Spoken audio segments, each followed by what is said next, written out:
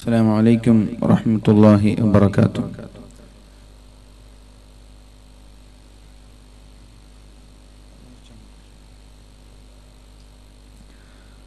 أعوذ بكلمات الله التامات من كل شيطان وهامة ومن كل عين لامة. أعوذ بالله من الشيطان الرجيم. بسم الله الرحمن الرحيم. الحمد لله رب العالمين. يا ربنا لك الحمد كما ينبغي لجلالك.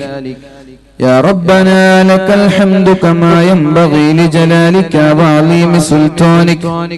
سبحانك لا نحصي ثناء عليك أنت كما أثنيت على نفسك. فلك الحمد ولك الشكر حتى ترضى. اللهم صل على سيدنا محمد وعلى آله وصحبه وسلم. أعوذ بالله من الشيطان الرجيم. بسم الله الرحمن الرحيم. وعد الله الذين آمنوا منكم وعملوا الصالحات ليستخلفنهم في الأرض كما استخلف الذين من قبلهم وليمكنن لهم دينهم الذي ارتضى لهم وليبدلنهم من بعد خوفهم أمنا يعبدونني لا يشركون بي شيئا ومن كفر بعد ذلك فأولئك هم الفاسقون. صدق الله العلي العظيم.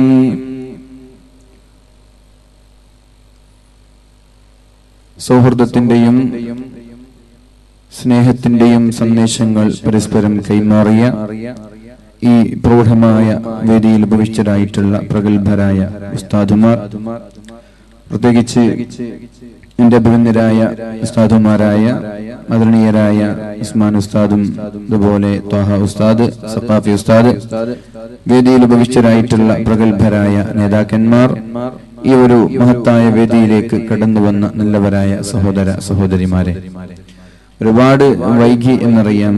അതുകൊണ്ട് ദീർഘമായ ഒരു പ്രഭാഷണം ഞാൻ ഉദ്ദേശിക്കുന്നില്ല. നിങ്ങൾക്ക് എല്ലാവരും ഒന്ന് എണീറ്റ് നിന്നിട്ട് ഇരിക്കുക. കാരണം കുറെ സമയമായി ഇരിക്കാൻ തുടങ്ങിയിട്ട് എന്ന് എനിക്കറിയാം. ഒന്ന് ക്ഷീണമൊക്കെ മാറാനും പിന്നെ ആ ബാക്കിലുള്ള ആളുകൾ മുമ്പിൽ വന്നിട്ടിരുന്നാൽ സന്തോഷമായിരുന്നു. ഞാൻ ഒരുപാട് ഇന്ന് നാളെയും കൂടി ഇവിടെ തന്നെ ആയതുകൊണ്ടും ഇന്നൊരുപാട് വൈകിയത് കൊണ്ടും ഒരു ദീർഘമായ ഒരു പ്രഭാഷണം ഞാൻ ഉദ്ദേശിക്കുന്നില്ല. അപ്പൊ നിങ്ങൾ മുമ്പിൽ വന്നിട്ട് സഹകരിച്ചാൽ ഇൻഷാ അല്ലാഹ് ചുരുങ്ങിയ സമയം കൊണ്ട് അല്പം ചില കാര്യങ്ങൾ ചർച്ച ചെയ്ത് ഇന്ന് നമ്മൾക്ക് പിരിയാം. ഇൻഷാ അല്ലാഹ് നാളെ നേരത്തെ തുടങ്ങി വിശാലമായി സംസാരിക്കാം. അല്ലാഹു തൗഫീഖ് ചെയ്യട്ടെ. ഇവിടെ വരുന്നതും ഒരുമിച്ച് കൂടിയതും അല്ലാഹു ഒരു സ്വാലിഹായ അമലായി സൽക്കർമ്മമായി അല്ലാഹു സ്വീകരിക്കട്ടെ. ഇതിനു വേണ്ടി അഹോരാത്രം കഠിന പ്രയത്നം ചെയ്ത ഇതിന്റെ സംഘാടകർ അല്ലാഹു ഇഹപര വിജയം നൽകി അവരെ അനുഗ്രഹിക്കട്ടെ. നമ്മുടെ നാടിലും നമ്മുടെ രാജ്യത്തും ലോകത്തിന്റെ മുക്കുമൂലകളിലൊക്കെ സൗഹാർദ്ദവും സ്നേഹവും അന്ത്യനാൾ വരെ നിലനിൽക്കട്ടെ എന്ന് ഞാൻ പ്രാർത്ഥിക്കുകയാണ്. ഇവിടെ ഒരുപാട് ആളുകൾ ഒരുപാട് വിഷയങ്ങൾ ചർച്ച ചെയ്തു എന്നെനിക്കറിയാം. അതുകൊണ്ട് തദ്വിഷയകമായി ഇനിയും നിങ്ങളെ ബോറടിപ്പിക്കാൻ ഞാൻ ഉദ്ദേശിക്കുന്നില്ല. ഇസ്ലാം സമാധാനത്തിന്റെയും സന്ദേശത്തിന്റെയും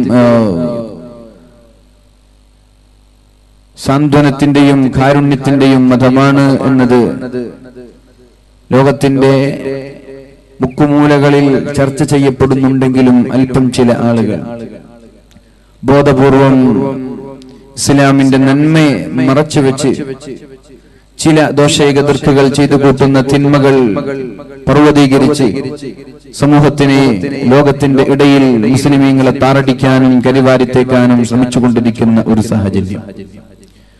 ആ ഒരു സാഹചര്യത്തിൽ പരിശുദ്ധ മതം എന്ത് എന്ന് പഠിപ്പിക്കേണ്ടത് നമ്മളാണ്.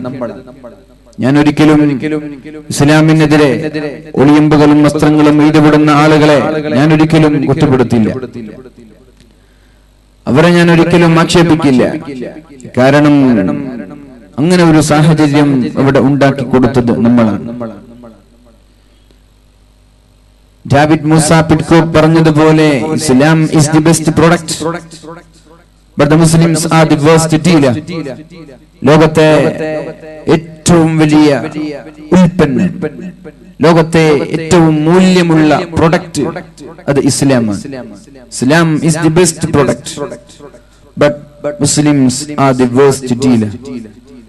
പക്ഷേ ആ പ്രൊഡക്റ്റ് എങ്ങനെ ഉപയോഗിക്കണമെന്നറിയാതെ, അതിനെ ഉപയോഗിക്കേണ്ട രീതിയിൽ ഉപയോഗിക്കാതെ സ്വന്തമായിട്ട് കൈക്രിയകൾ ചെയ്തുകൊണ്ടിരിക്കുന്ന മുസ്ലിമീങ്ങളാണ് ഈ ഇസ്ലാമിനെ സമൂഹത്തിന്റെ ഇടയിൽ, സമൂഹങ്ങൾക്കിടയിൽ കരുവാരിത്തേക്കാൻ കാരണമായത് എന്ന് ഇസ്ലാമിലേക്ക് കടന്നു വന്ന ഡേവിഡ് മൂസ പിഡ്കോക്ക് എന്ന് പറയുന്ന സഹോദരൻ പറയുമ്പോൾ എല്ലാ അർത്ഥതലങ്ങളിലും ഒന്ന് ചിന്തിക്കുകയും ആലോചിക്കുകയും ചെയ്യേണ്ടത് നമ്മുടെ ബാധ്യത തന്നെയാണ്. അല്ലാഹുവിന്റെ ഹബീബായ റസൂലുള്ളാഹി സ്വല്ലല്ലാഹു അലൈഹി വസല്ലം തങ്ങളുടെ കാലം മുതൽ ഇന്നേ വരെ ഇസ്ലാമിക സാമ്രാജ്യങ്ങളിൽ, മുസ്ലിം രാഷ്ട്രങ്ങളിൽ ഇസ്ലാമിനെ ഭരിച്ചുകൊണ്ടിരുന്ന ആളുകളുടെ മന്ത്രിമാർ, അല്ലെങ്കിൽ അവരുടെ കീഴിലുള്ള പട്ടാളക്കാർ, അല്ലെങ്കിൽ അവരുടെ പ്രൈവറ്റ് സെക്രട്ടറിമാർ ഭൂരിഭാഗവും അമുസ്ലിമീങ്ങളായിരുന്നു എന്ന് ചരിത്രം വളരെ വ്യക്തമായി നമ്മെ പഠിപ്പിക്കുന്നുണ്ട്. നമ്മളൊക്കെ ഒരു ഹാസ്യ കഥാപാത്രമായി കാണുന്ന, പക്ഷേ ലോകം ഒരു വലിയാണ് എന്ന് അംഗീകരിച്ച ആദരണീയരായ കുഞ്ഞായി മുസ്ലിയാരിന്റെയും മങ്ങാട്ടച്ചന്റെയും സൗഹൃദ കഥകൾ നമ്മൾക്ക് പരിചിതമാണ്. വലിയൊരു പണ്ഡിതനായിരുന്നു. കപ്പപ്പാട്ടിന് എന്ന ഒരു ഗ്രന്ഥത്തിന്റെ കവിതാശകലങ്ങളുടെ രചയിതാവ് കൂടിയായ കുഞ്ഞായി മുസ്ലിയാർക്ക് മങ്ങാട്ടച്ചനില്ലാത്ത ജീവിതം അറിയില്ല. കുഞ്ഞായി മുസ്ലിയാർ എന്ന് പറയുമ്പോൾ ഓർമ്മ വരുന്നത് മങ്ങാട്ടച്ചന്റെ കഥകളാണ്. മങ്ങാട്ടച്ചൻ എന്ന് പറയുമ്പോൾ ഓർമ്മ വരുന്നത് കുഞ്ഞായി മുസ്ലിയാരുടെ കഥകളാണ്. സാമൂതിരി രാജാവ് എന്ന് പറയുമ്പോ കുഞ്ഞാലി മരക്കാരുടെ കഥകളാണ് ഓർമ്മ വരുന്നത്. ടിപ്പു സുൽത്താൻ എന്ന് പറയുമ്പോ പൂർണ്ണയ്യയുടെ കഥകളാ ഓർമ്മ വരുന്നത്. മമ്പുറന്തങ്ങൾ എന്ന് പറയുമ്പോ കോന്തുനായരുടെ കഥകളാ ഓർമ്മ വരുന്നത്. ചുരുക്കി പറഞ്ഞാൽ ലോകത്തിന്റെ ഏതൊക്കെ മുഖമൂലകളിൽ മുസ്ലിമീങ്ങൾ ഭരണം കൊണ്ടാടിയിട്ടുണ്ടോ അവരുടെയൊക്കെ പ്രൈവറ്റ് സെക്രട്ടറിമാരെ, അവരുടെ ഉപദേശ നിർദ്ദേശകരായി അവരുടെ പട്ടാളങ്ങളിലും സൈന്യങ്ങളിലും ഭരണകേന്ദ്രങ്ങളിലും അവർ വിന്യസിച്ചിരുന്നത് അമുസ്ലിമീങ്ങളെയാണ്. അതുപോലെ അമുസ്ലിമീങ്ങളും മുസ്ലിമീങ്ങളെ ആയിരുന്നു സ്വീകരിച്ചിരുന്നത്. എന്തുകൊണ്ടോ എന്തെന്നറിയില്ല, അല്പം ചില കാലങ്ങളായി ചില അസ്വസ്ഥതകൾ നമ്മുടെ നാടുകളിലും ചുറ്റുഭാഗങ്ങളിലും കേൾക്കാൻ തുടങ്ങിയിട്ടുണ്ട്. വളരെ വിഷമകരമാണ്. ഇവിടെ ചർവണം നടത്തപ്പെട്ടതുപോലെ ഇസ്ലാം സമാധാനത്തിന്റെയും സൗഹൃദത്തിന്റെയും മതമാണ്. ഹൈന്ദവ മതം പറയുന്നത് ഓം ശാന്തി ശാന്തി, സമാധാനത്തിലേക്ക് വിളിക്കുകയാണ് ഹൈന്ദവ മതം. ക്രൈസ്തവ മതം വിളിക്കുന്നത് സമാധാനത്തിലേക്ക്. അതുപോലെ തന്നെ ഇസ്ലാം വല്ലാഹു യദ്ഉ ഇലാ ദാരിസ്സലാം, പരിശുദ്ധ മതം ഇസ്ലാമും നമ്മെ ക്ഷണിക്കുന്നത് സമാധാനത്തിന്റെ പാതയിലേക്കാണ്. റസൂലുള്ളാഹി സ്വല്ലല്ലാഹു അലൈഹി വസല്ലം തങ്ങളുടെ സേവകനായി ഒരു ജൂതൻ എന്ന് പറഞ്ഞാൽ ഇസ്ലാമികളുടെ കൊടിയ ശത്രുക്കളാണ്. പരിശുദ്ധ ഖുർആൻ പരിചയപ്പെടുത്തുന്നുണ്ട്, ഏറ്റവും കൂടുതൽ ഇസ്ലാമിനെതിരെ ശത്രുത പുലർത്തുന്ന ആളുകൾ, ഇസ്ലാമിനെ സമൂഹത്തിന്റെ ഇടയിൽ ഇന്നും കരിവാരിത്തേക്കുവാനും നിഷ്കാസനം ചെയ്യുവാനും വേരോടെ പിഴുതെറിയാനും കഠിന പ്രയത്നം ചെയ്തുകൊണ്ടിരിക്കുന്ന ജൂതന്മാർ. പക്ഷേ അള്ളാഹുവിന്റെ ഹബീബിന്റെ സേവകനായിരുന്നത് ഒരു ജൂതനായ ഒരു പയ്യനായിരുന്നു.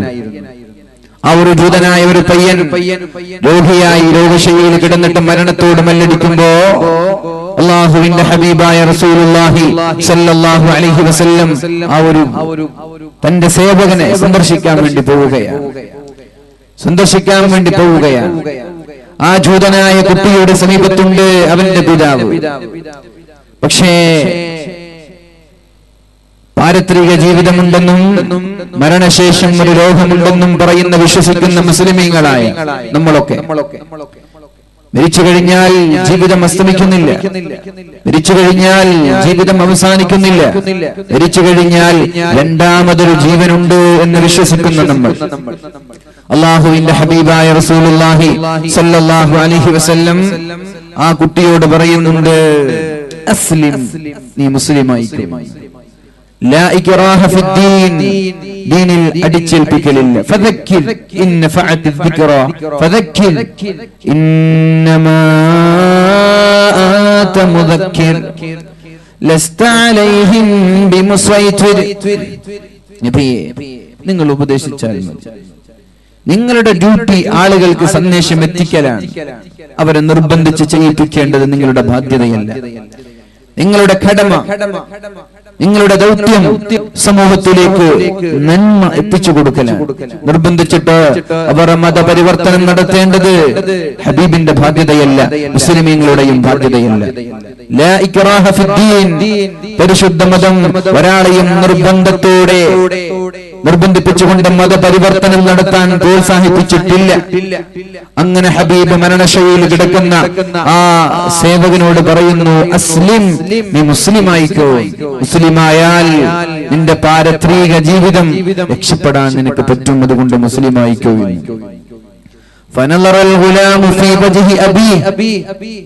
ആ കുട്ടി ജൂതനായ തന്റെ പിതാവിനെ ഇങ്ങനെ നോക്കാൻ തുടങ്ങി. ജൂതനായ തന്റെ പിതാവിനെ നോക്കാൻ തുടങ്ങി. ഉപ്പ എന്താ പറയണത്? അപ്പോ ജൂതനായ ഉപ്പ, ജൂതനായ പിതാവ് പറയേണ്ടത് വിശ്വസിക്കരുത് മോനെ എന്നാണ്. പക്ഷെ അങ്ങനല്ല പറഞ്ഞത്. ആ ജൂതനായ പിതാവ് അല്ലാഹുവിന്റെ ഹബീബ് സല്ലല്ലാഹു അലൈഹി വസല്ലം അസ്ലിം എന്ന് പറഞ്ഞപ്പോ അതിന് മറുപടി പറഞ്ഞത്, ഐ ബുനയ്യ, എന്റെ കൊച്ചുമോനെ, എന്റെ പൊന്നുമോനെ, അബൽ ഖാസിം. അല്ലാഹുവിന്റെ ഹബീബിന്റെ ഓമന പേരാണ് അബൽ ഖാസിം എന്നുള്ളത്. ഹബീബിനെ സ്നേഹത്തോടെ വിളിച്ചിരുന്ന നാമമാണ് അബുൽ ഖാസിം. ആ ഒരു സ്നേഹത്തിന്റെ ഓമന പേരുകൊണ്ട് ഇസ്ലാമിന്റെ കൊടിയ ശത്രു വിളിക്കുകയാണ് അബുൽ ഖാസിം, ഹബീബിന്റെ ഇഷ്ടനാമം. എന്നിട്ട് പറയാ, അബുൽ ഖാസിം അല്ലാഹുവിന്റെ ഹബീബ് മുഹമ്മദുർ റസൂലുള്ളാഹി സ്വല്ലല്ലാഹു അലൈഹി വസല്ലം തങ്ങളെ അനുസരിക്കാൻ കൊച്ചുമോനോട് ഉപ്പ പറഞ്ഞു കൊടുക്കാൻ.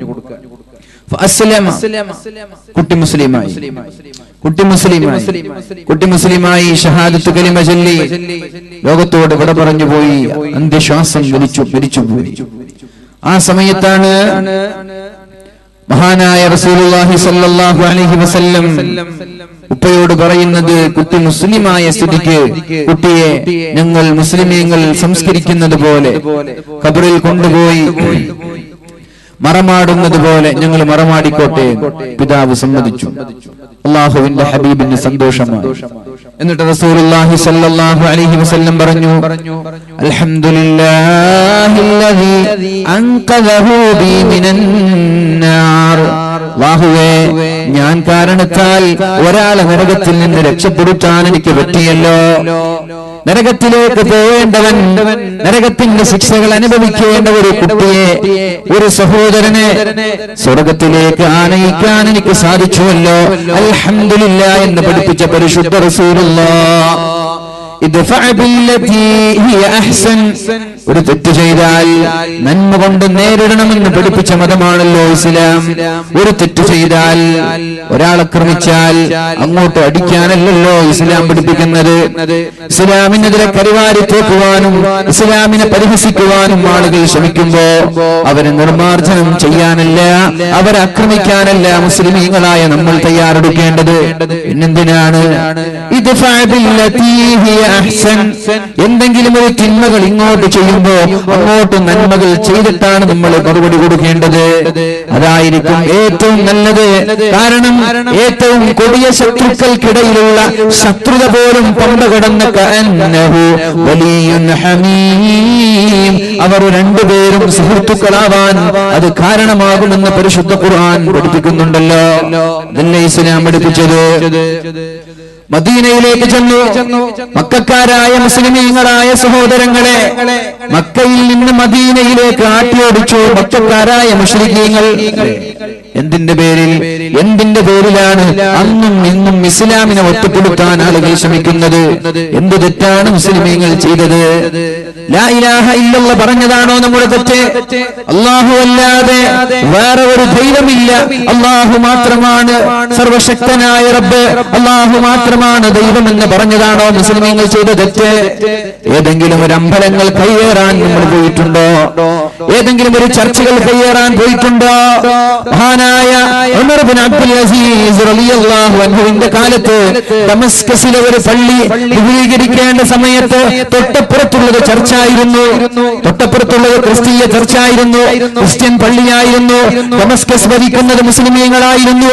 ആ സമയത്ത് തൊട്ടപ്പുറത്തുള്ള ക്രിസ്ത്യൻ പള്ളിയെ, ക്രിസ്ത്യൻ ചർച്ചിനെ തകർത്ത് തരിപ്പണമാക്കി പള്ളി വിപുലീകരിച്ചപ്പോ ഡമസ്കസ് ഭരിക്കുന്ന മുസ്ലിമായ ഭരണാധികാരി തൊട്ടപ്പുറത്തുള്ള ക്രിസ്ത്യൻ ചർച്ച് തരിപ്പണമാക്കി മുസ്ലിം പള്ളി പണിതപ്പോ മുസ്ലിമീങ്ങളായ പള്ളി, മുസ്ലിമീങ്ങൾ ആരാധിക്കുന്ന ഭവനം, അല്ലാഹുവിന്റെ ഭവനം വിപുലീകരിച്ചപ്പോ മഹാനായ ഉമർ ഇബ്നു അബ്ദുൽ അസീസ് റളിയല്ലാഹു അൻഹു അറിയാനിടയായി. ഉടനെ തന്നെ സന്ദേശവാഹകനയച്ചു. ഉടനെ തന്നെ ഡമസ്കസിലെത്തി. എന്നിട്ട് പള്ളി പൊളിച്ചു വീണ്ടും ക്രിസ്തീയ ചർച്ച് പണിയാൻ പറഞ്ഞു.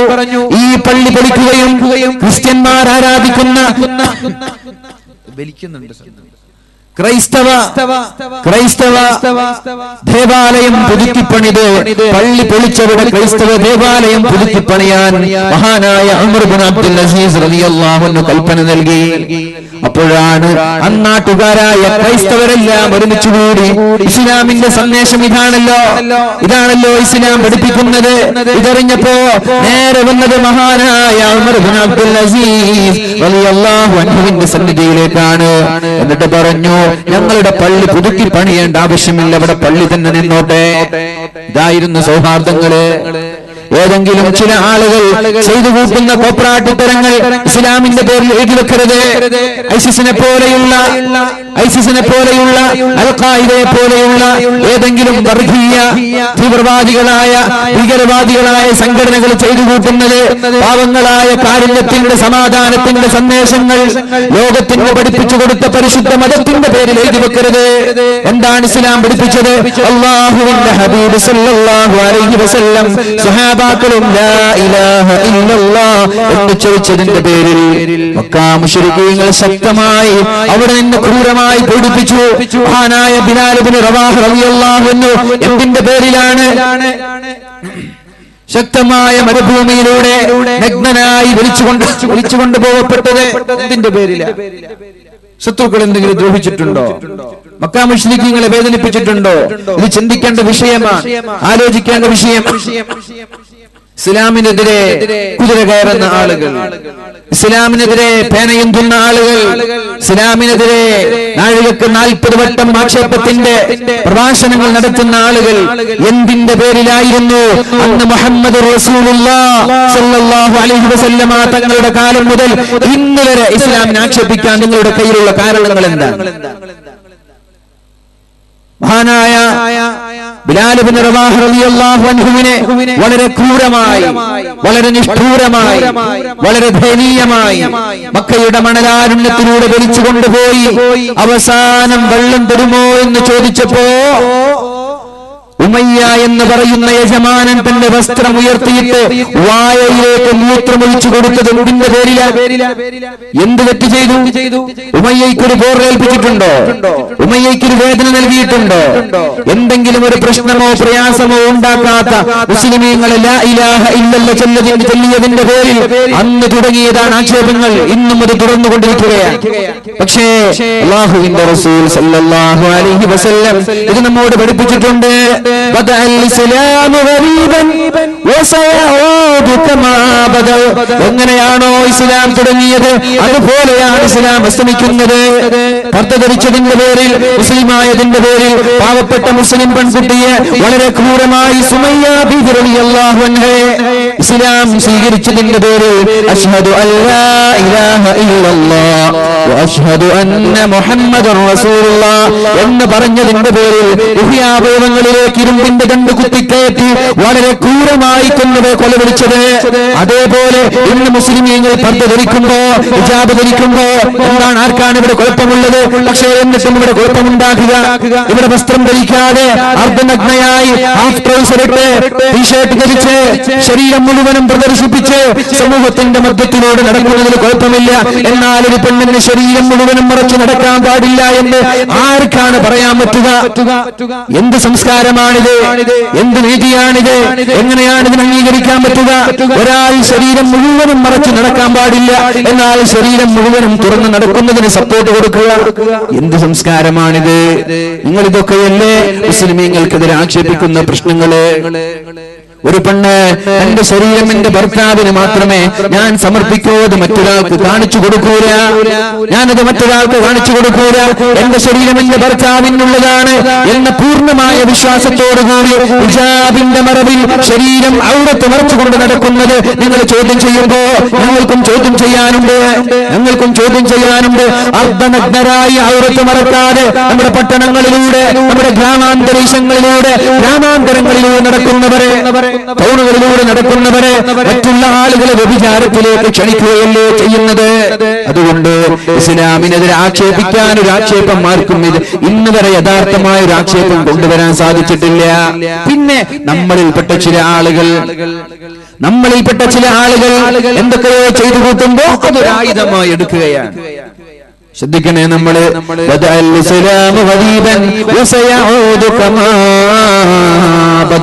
എങ്ങനെയാണോ ഇസ്ലാം തുടങ്ങിയത് അതേപോലെ ഇസ്ലാം അസ്തമിക്കുമെന്ന് പരിശുദ്ധ റസൂലുള്ളാഹ് ലാ ഇലാഹ ഇല്ലല്ലാഹ് മുഹമ്മദുർ റസൂലുള്ളാഹ് എന്ന് പറഞ്ഞതിന്റെ പേരിൽ മഹാന്മാരായ സ്വഹാബാക്കളെ നാടുകടത്തി. അല്ലാഹുവിന്റെ ഹബീബിന്റെ പിതൃവ്യന്റെ മകൻ ജഅഫർ റളിയല്ലാഹു അൻഹു, മഹാനായ ജഅഫർ റളിയല്ലാഹു അൻഹുവിനെയും ഒരുപാട് മുസ്ലിമീങ്ങളെയും നാട്ടിൽ നിന്ന് നാട് കടത്തുകയാണ് മക്കാ മുശ്രിക്കുകൾ. അവിടെയുള്ള നജ്ജാശി രാജാവ് അഭയം നൽകി. ആ അഭയം നൽകിയ സ്ഥലത്തേക്ക് മക്കക്കാരായ കിങ്കരന്മാരായ ധിക്കാരികളായ അഹങ്കാരികളായ ബഹുദൈവ വിശ്വാസികൾ നജ്ജാശി രാജാവിന്റെ സമീപത്തേക്ക് ചെന്നുകൊണ്ട് പറഞ്ഞു, ഇവരെ കള്ളന്മാരാണ്, ഇവരെ പുതിയ മതം കൊണ്ടുവന്നവരാണ്, അതുകൊണ്ട് ഇവരെ നാട്ടിൽ കോപ്പക്കാരാണ്, ഇവരെ ഞങ്ങൾക്ക് വിട്ടുതരണമെന്ന് പറഞ്ഞപ്പോ ആലോചിക്കണം, നമ്മള് നാട്ടിൽ പ്രശ്നമുണ്ടാക്കിയവരല്ല ഇവർ, നാട്ടിൽ കുഴപ്പമുണ്ടാക്കിയവരല്ല ഇവർ, നാട്ടിലവര് ഒരു കുഴപ്പവും ഇന്നേവരെ ഉണ്ടാക്കാതെ ലാ ഇലാഹ ഇല്ലല്ലാഹ് മുഹമ്മദുർ റസൂലുള്ളാഹ് എന്ന് പറഞ്ഞതിന്റെ പേരിൽ നാട് കടത്തി നജ്ജാശി രാജാവ് അഭയം നൽകിയപ്പോ അവിടേക്കും എത്തി മക്കാ മുശ്രിക്കീങ്ങള്, അവിടേക്കും എത്തി. എന്നിട്ട് നജ്ജാശി രാജാവിനോട് പറഞ്ഞു, ഇവരെ ഞങ്ങൾക്ക് വിട്ടുതരണം, ഇവര് പ്രശ്നക്കാരാണ്. പക്ഷെ എല്ലാവരും ബുദ്ധിയില്ലാത്തവരല്ലല്ലോ, എല്ലാവരും ബുദ്ധി പണയം വെക്കുന്നവരല്ലല്ലോ. എന്തെങ്കിലും ഒന്ന് കേൾക്കുമ്പോഴേക്കും കാള പറ്റൂ എന്ന് കേൾക്കുമ്പോഴേക്കും കയറെടുത്തോടുന്നവരല്ലോ അല്ലല്ലോ. എല്ലാവരും കാള പറ്റൂ എന്ന് കേൾക്കുമ്പോഴേക്കും, കാള പ്രസവിച്ചു എന്ന് കേൾക്കുമ്പോഴേക്കും കയറെടുത്തോടുന്ന ആളുകളല്ലല്ലോ എല്ലാവരും. നജ്ജാശി രാജാവ് മുസ്ലിമീങ്ങളായ ഒരാളോട് പറഞ്ഞു, എന്താണ് നിങ്ങളുടെ സംസ്കാരം, എന്താണ് നിങ്ങളുടെ മതം പറയുന്നത്, എന്താണ് നിങ്ങളുടെ ആശയം? അപ്പോഴാണ് മഹാനായ സയ്യിദുനാ ജഅഫർ റളിയല്ലാഹു അൻഹു പ്രഭാഷണം നടത്തിയത്. അയ്യുഹൽ മലിക്, ശ്രദ്ധിക്കണേ, ഇസ്ലാമിനെതിരെ കുതിര കയറുന്ന ആളുകൾ ശ്രദ്ധിക്കണം ഈ വാക്കുകൾ. എന്തിന്റെ പേരിലാണ് ആക്ഷേപങ്ങൾ ഉണ്ടാക്കിയത്? എന്തിന്റെ പേരിലാണ് നഗ്നനായി മരുഭൂമിയിലൂടെ വലിച്ചു കൊണ്ടുപോയത്? എന്തിന്റെ പേരിലാണ് തീക്കുണ്ടാരമുണ്ടാക്കി ഖബ്ബാബ് റളിയല്ലാഹു അൻഹുവിനെ വലിച്ചെറിഞ്ഞത്? എന്തിന്റെ പേരിലാണ് ഒരുപാട് മഹാന്മാരായ ഖുബൈബ് റളിയല്ലാഹു അൻഹുവിനെ തൂക്കിലേറ്റിയത്? എന്തിന്റെ പേരിൽ? അദ്ദേഹം പറയാൻ തുടങ്ങി, അയ്യുഹൽ മലികു, രാജാവേ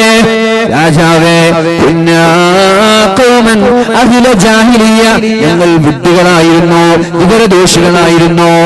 The period of ignorance, അജ്ഞതയുടെ യുഗം, ഇരുണ്ട യുഗം, വിവരമില്ലാത്ത കാട്ടറബികളായിരുന്നു ഞങ്ങള്. അവിടേക്കാണ് ഇസ്ലാം കടന്നു വരുന്നത്. ഞങ്ങൾ ബിംബങ്ങളെ ആരാധിക്കുന്നവരായിരുന്നു. ഏതാണ് ഈ ബിംബങ്ങള്? സംസാരിക്കാൻ കഴിയാത്ത, ഉപകാരം ചെയ്യാൻ കഴിയാത്ത, ഉപദ്രവം ചെയ്യാൻ കഴിയാത്ത ബിംബങ്ങളെ ആരാധിക്കുന്നവരായിരുന്നു ഞങ്ങള്. ഒരു കാട്ടറബി തന്റെ കയ്യിൽ തന്റെ ശരീരത്തോട് ചേർത്ത് പിടിച്ചുകൊണ്ട് ഒരു ബിംബവുമായി നടന്നു പോകുമ്പോഴാണ് മൂത്രമൊഴിക്കാൻ അദ്ദേഹത്തിന് തോന്നുന്നത്. തന്റെ ബിംബം എന്ന് പറയുന്ന ആ കല്ലിന്റെ പ്രതിമ ഒരു സൈഡിൽ വെച്ചുകൊണ്ട് മൂത്രമൊഴിക്കാൻ മറയത്തേക്ക് ചെന്നു. മൂത്രമൊഴിച്ച് തിരിച്ചു വരുമ്പോഴേക്കും ഒരു നായ കാലുയർത്തി തന്റെ ബിംബത്തിലേക്ക് മൂത്രമൊഴിക്കുന്നത് കണ്ടു. ഒരു നായ ശരീരത്തിലേക്ക് മൂത്രമൊഴിക്കുന്നത് പോലും തടയാൻ പറ്റാത്ത ഒരു ദൈവത്തെയാണോ ഞാൻ ആരാധിക്കുന്നത് എന്ന് പറഞ്ഞു ആ ഒരു മൺപ്രതിമയെ നിലത്തേക്ക് വലിച്ചെറിഞ്ഞുകൊണ്ട് ഇസ്ലാമിന്റെ തീരത്തേക്ക് കടന്നു വന്നിട്ടുണ്ട്. ഇതൊക്കെയായിരുന്നു ഞങ്ങൾ ചെയ്തിരുന്നത്. ഒരു ഉപകാരം ചെയ്യാത്ത, എന്നാൽ ഒരു നന്മ ചെയ്യാത്ത, ജനങ്ങൾക്ക് സംസാരിച്ചാൽ തിരിയാത്ത ഒരു ബിംബങ്ങൾ ആരാധിക്കുന്നവരായിരുന്നു ഞങ്ങള്. ശവങ്ങളെ തിന്നുന്ന ആളായിരുന്നു ഞങ്ങള്. ഇത് ഞങ്ങൾ നിർത്തി, ബിംബങ്ങളെ ആരാധിക്കുന്നത് നിർത്തി. അത് ഞങ്ങളുടെ തെറ്റാണോ രാജാവേ? ചോദിക്കുകയാണ്. ഞങ്ങൾക്കും ചോദിക്കാറുണ്ട്. ഞങ്ങൾ ബിംബങ്ങളെ ആരാധിക്കുന്നില്ല, അത് ഞങ്ങൾ ചെയ്യുന്ന തെറ്റാണോ? ആരാധിക്കുന്നവരെ ഞങ്ങൾ നിരുത്സാഹപ്പെടുത്തുന്നില്ല. ആരാധിക്കുന്നവരെ, നിങ്ങളുടെ ബിംബങ്ങളെ, നിങ്ങളുടെ ആരാധന വസ്തുക്കളെ നിരുത്സാഹപ്പെടുത്താനോ പരിഹാസിക്കാനോ ഞങ്ങളില്ല. അല്ലാഹുവല്ലാതെ, അല്ലാഹുവിനെയല്ലാതെ ആരാധിക്കുന്ന, അല്ലാഹുവിനെയല്ലാതെ മറ്റു ദൈവങ്ങളെ ആരാധിക്കുന്ന മറ്റു മതസ്ഥരുടെ ആരാധനാ വസ്തുക്കളെ നിങ്ങൾ നിന്ദിക്കല്ലേ എന്ന് ഖുർആൻ പറഞ്ഞിട്ടുണ്ട്. മറ്റുള്ള മതസ്ഥർ ആരാധിക്കുന്ന ബിംബങ്ങളെ നിങ്ങൾ ആക്ഷേപിക്കരുത്, കുറ്റം പറയരുത്, ചീത്ത പറയരുത്. ഇത് ഇസ്ലാമിന്റെ സംസ്കാരമാണ്. ഇത് ഇസ്ലാമിന്റെ സംസ്കാരമാണ്. ഇനി ആരെങ്കിലും അങ്ങനെ ചെയ്താൽ അവൻ മുസ്ലിമല്ല, അവനെ കുറിച്ച് മുസ്ലിം എന്ന് പറയാനും പറ്റൂല. ഇസ്ലാമിന്റെ നാമം ഉള്ളത് കൊണ്ട് മുസ്ലിം ആവോ? ഒരാളുടെ പേര് മുസ്ലിം നാമമാണ്, അതുകൊണ്ട് മുസ്ലിം ആവൂല. മുസ്ലിം ആവണമെങ്കിൽ ചില നിബന്ധനകളുണ്ട്. മഹാനായ ജഅഫർ റളിയല്ലാഹു അൻഹു പറയുകയാണ്, ഞങ്ങൾ ബിംബങ്ങൾ ആരാധിക്കുന്നവരായിരുന്നു, അത് ഞങ്ങൾ നിർത്തി. അത് ഞങ്ങൾ ചെയ്ത തെറ്റാണോ? അതിന്റെ പേരിലാണോ ഞങ്ങൾ ആക്രമിക്കുന്നത്? ഞങ്ങൾ ചത്തുപോയ ശവങ്ങളെ തിന്നുന്ന ആളായിരുന്നു. ചത്തുപോയ ശവങ്ങളെ, ആടുകളും ചത്തുപോയാൽ അതിനെ പോലും കഴിക്കുന്ന, ഭക്ഷണം കഴിക്കുന്ന ആളുകളായിരുന്നു ഞങ്ങള്. പരിശുദ്ധ ഇസ്ലാം കടന്നു വന്നപ്പോ ഞങ്ങളോട് പറഞ്ഞു, ചത്തതിനെ നിങ്ങൾ കഴിക്കല്ല, ചത്തുപോയ വസ്തുക്കളെ കഴിക്കല്ല. അതാണോ രാജാവേ ഞങ്ങൾ ചെയ്ത തെറ്റ്? അതിന്റെ പേരിലാണോ? ചത്ത ശവങ്ങളെ കഴിക്കാത്തതിന്റെ പേരിലാണോ മക്കയിൽ നിന്ന് ഞങ്ങൾ ഹബ്ശീനയിലേക്ക് നാട് കടത്തിയത്? ഞങ്ങൾ വ്യഭിചരിക്കുമായിരുന്നു. മൂന്ന് കാര്യമാണ് ഞങ്ങളുടെ മുമ്പിലുണ്ടായിരുന്നത്. വൈൻ, വുമൻ, വാർ. പെണ്ണ്, മദ്യം, യുദ്ധം. ഇത് മൂന്നെണ്ണമല്ലാതെ വേറൊന്നിനെ കുറിച്ചും ആലോചിക്കാത്ത ഞങ്ങൾ തങ്ങൾ പറഞ്ഞു, നിങ്ങൾ വ്യഭിചാരത്തിലേക്ക് അടുക്കല്ല. വ്യഭിചരിക്കല്ല എന്നല്ല, നിങ്ങൾ വ്യഭിചാരത്തിലേക്ക് അടുക്കല്ല. ഞങ്ങൾ വ്യഭിചരിക്കുമായിരുന്നു.